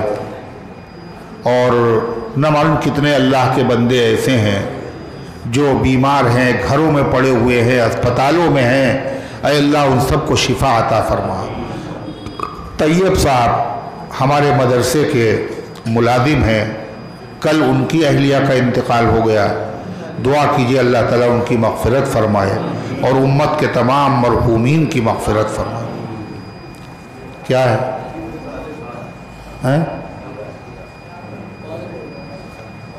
پانی پڑھوانا ہے تو ابھی تو دعا ہو رہی. عظیم کی سال ساتھ محمد آصف لکھا ہے، اس میں پڑھتے ہیں ابا محدث کڈنی پیشنٹ دعا کرتے ہیں. کیا عظیم نام؟ مریض کا نام بتائیے. محمد آصف. محمد آصف صاحب ہیں اور ان کو گردے کی پریشانی ہے تو انہوں نے دعا کے لیے کہلوایا ہے. دعا کیجیے اللہ تعالیٰ ان کو بھی شفا عطا فرمائے امت کے. اللہم صلی علی سیدنا وعلی آل سیدنا کما تحب و ترضى عدد ما تحب. اللہم انت السلام ومنک السلام تبارکت یا ذا الجلال والاکرام. ربنا آتنا فی الدنیا حسنہ وفی الآخرۃ حسنہ وقنا عذاب النار. ربنا لا تؤاخذنا إن نسينا واخطأنا ربنا ولا تحمل علينا إصرا كما حملته على الذين من قبلنا ربنا ولا تحملنا ما لا طاقة لنا به واعف عنا واغفر لنا وارحمنا أنت مولانا فانصرنا على القوم الكافرين. اے اللہ ہم سب کی حاضری کو اپنی رحمت سے قبول فرما، ایمان کامل عطا فرما، اعمال صالحہ کے توفیق عطا فرما. اے اللہ نفس شیطان کے دھوکے سے، برے کاموں سے، بری باتوں سے اللہ ہم سب کو بچنے کی توفیق اور ہمت عطا فرما. اے اللہ ہم سب کے گناہوں کو معاف فرما. اے اللہ پوری امت کو معاف فرما. اے اللہ پوری امت کے حال پر رحم فرما، کرم فرما. اے اللہ جہاں کہیں تیرے بندے پریشان حال غیب سے ان کی مدد فرما. جو بیمار ہیں شفا عطا فرما، جو حاجت مند ہیں ان کی حاجتوں کو پورا فرما. اے اللہ جو دعاؤں کے طالب ہیں، امیدوار ہیں، جنہوں نے پرچے لکھے ہیں، زبانی کہا ہے نہیں کہہ سکے، اے اللہ ان سب کے نیک مقاصد میں کامیابی نصیب فرما. اے اللہ جہاں کہیں تیرے بندے پریشان حال غیب سے ان کی مدد فرما. اے اللہ مسجد اقصیٰ کی حفاظت فرما. اے اللہ مسجد اقصیٰ کی حفاظت کرنے والوں کی حفاظت فرما. اے اللہ غیب سے ان کی نصرت فرما، غیب سے ان کی حمایت فرما. اے اللہ اپنی رحمت کا، اپنی قدرت کا مظاہرہ فرما دے. اے اللہ یہ تیرے بندے تیرے گھر کی حفاظت کے لیے کھڑے ہوئے ہیں. اے اللہ ان کا کوئی ظاہری سہارا نہیں ہے. اے اللہ سب کے سب خاموش تماشائی بنے ہوئے ہیں. اے اللہ ان میں حفاظ بھی ہیں، تہجد گزار بھی ہیں. اے اللہ کتنے معصوم بچے ہیں اے اللہ جن کو موت کی نیند سلا دیا گیا. اے اللہ کتنی خواتین ہیں جن کو ذبح کر دیا گیا. اے اللہ کتنے ایسے تیرے بندے ہیں جن کی لاشیں پڑی ہوئی ہیں، ان کو دفنانے کی بھی اجازت نہیں ہے. کتنے بیمار ہیں اللہ ان کو اسپتال پہنچانے کی اجازت نہیں ہے. اے اللہ بڑا خوف کا ماحول ہے. اے اللہ بڑی خوف کی حالت ہے. اے اللہ کرم فرما دے. اے اللہ رحم فرما دے. اے اللہ اپنی رحمت کی ایک نظر فرما دے. اے اللہ تیری رحمت کی ایک نظر کافی ہے. اے اللہ تیرا سہارا سب سے بڑا سہارا ہے. اے اللہ جس کو تو چاہے اس کو کوئی دنیا میں ذلیل نہیں کر سکتا، اور اے اللہ جس کو تو ذلیل کر دے اسے کوئی باعزت نہیں کر سکتا. اے اللہ یہ دین کے دشمن، ایمان کے دشمن، تیرے نبی کے دشمن، اے اللہ قرآن کے دشمن، تیرے گھر کے دشمن، اے اللہ یہ سب متفق ہو کر آئے ہیں، اپنے غرور کے نشے میں اے اللہ مبتلا ہیں. اے مالک یہ تیرے بندوں پر، ایمان والے بندوں پر مظالم کے پہاڑ توڑ رہے ہیں. اے کائنات کے بنانے والے تو مولا ہے. اے اللہ تو کارساز ہے، تو سب کچھ کر سکتا ہے، تجھے ہر طرح کی قدرت حاصل ہے. اے اللہ تو نے فرمایا مظلوموں کی آہ میں، دعاؤں میں کوئی پردہ نہیں ہوتا. اے اللہ تو بھی سچا ہے، تیرا نبی بھی سچا ہے. اے اللہ ان فلسطین کے مظلوم مسلمانوں کی مدد فرما. اے اللہ نصرت فرما، حمایت فرما. اے اللہ جو شہید ہو گئے ان کے درجوں کو بلند فرما، جو زخمی ہیں ان کو شفا عطا فرما. اے اللہ جو زخمی ہیں ان کو شفا عطا فرما، جو یتیم ہیں بیوائیں ہیں ان کی کفالت کا انتظام فرما. اے اللہ وہ درندے جو ان پر مظالم کے پہاڑ توڑ رہے ہیں اور جو ان کی حمایت میں لوگ کھڑے ہوئے ہیں، اے اللہ ان پر قہر و غضب کی بجلیاں گرا دے. اے اللہ ان کو عبرتناک سزا عطا فرما. اے اللہ ان کے قدموں میں اے پروردگار عالم زلزلہ پیدا فرما دے. اے اللہ ان کو تباہ و برباد فرما دے. اے اللہ ان کی جماعتوں میں پھوٹ پیدا فرما دے. اے اللہ ان کے منصوبوں کو خاک میں ملا دے. اے اللہ ان کی تدبیروں کو انہی پر الٹ دے. اے اللہ ان کے دماغوں کو معوف کر دے. اے اللہ تو خود ان سے انتقام لے لے. اے اللہ جیسے تو نے یہود اور قوم عاد اور قوم سمود پر عذاب نازل کیا تھا، اے اللہ اسی دنیا میں ان کو ذلیل فرما دے، رسوا فرما دے. اے اللہ ان کو عبرتناک سزا عطا فرما دے. اے اللہ تیرے کلام کے پڑھنے کے بعد تو دعاؤں کو قبول کرتا ہے۔ اے اللہ یہ تیرا گھر ہے، یہ تیرا کلام پڑھا گیا ہے، تیرے بندے تیرے سامنے سجدہ کرنے آئے ہیں۔ اے اللہ یہ سب ہاتھ پھیلا رہے ہیں، مالک ان کی ہاتھوں کی لاج رکھ لے۔ اے اللہ اپنا کرم فرما، رحم فرما۔ اے اللہ تمام عالم اسلام میں امن و امان قائم فرما، تمام مدارس کی، مساجد کی، حرمین شریفین کی، مسجد اقصی کی، اے اللہ جان کی، مال کی، عزت کی، آبرو کی حفاظت فرما۔ ہمارے ملک کی، ہمارے وطن کی فرقہ پرستوں کی شرارت سے حفاظت فرما۔ اے اللہ ہم سب کو اسلام پر زندہ رکھ، ایمان پر موت دے، ایمان والوں کے ساتھ حشر فرما، آمین یا رب العالمین۔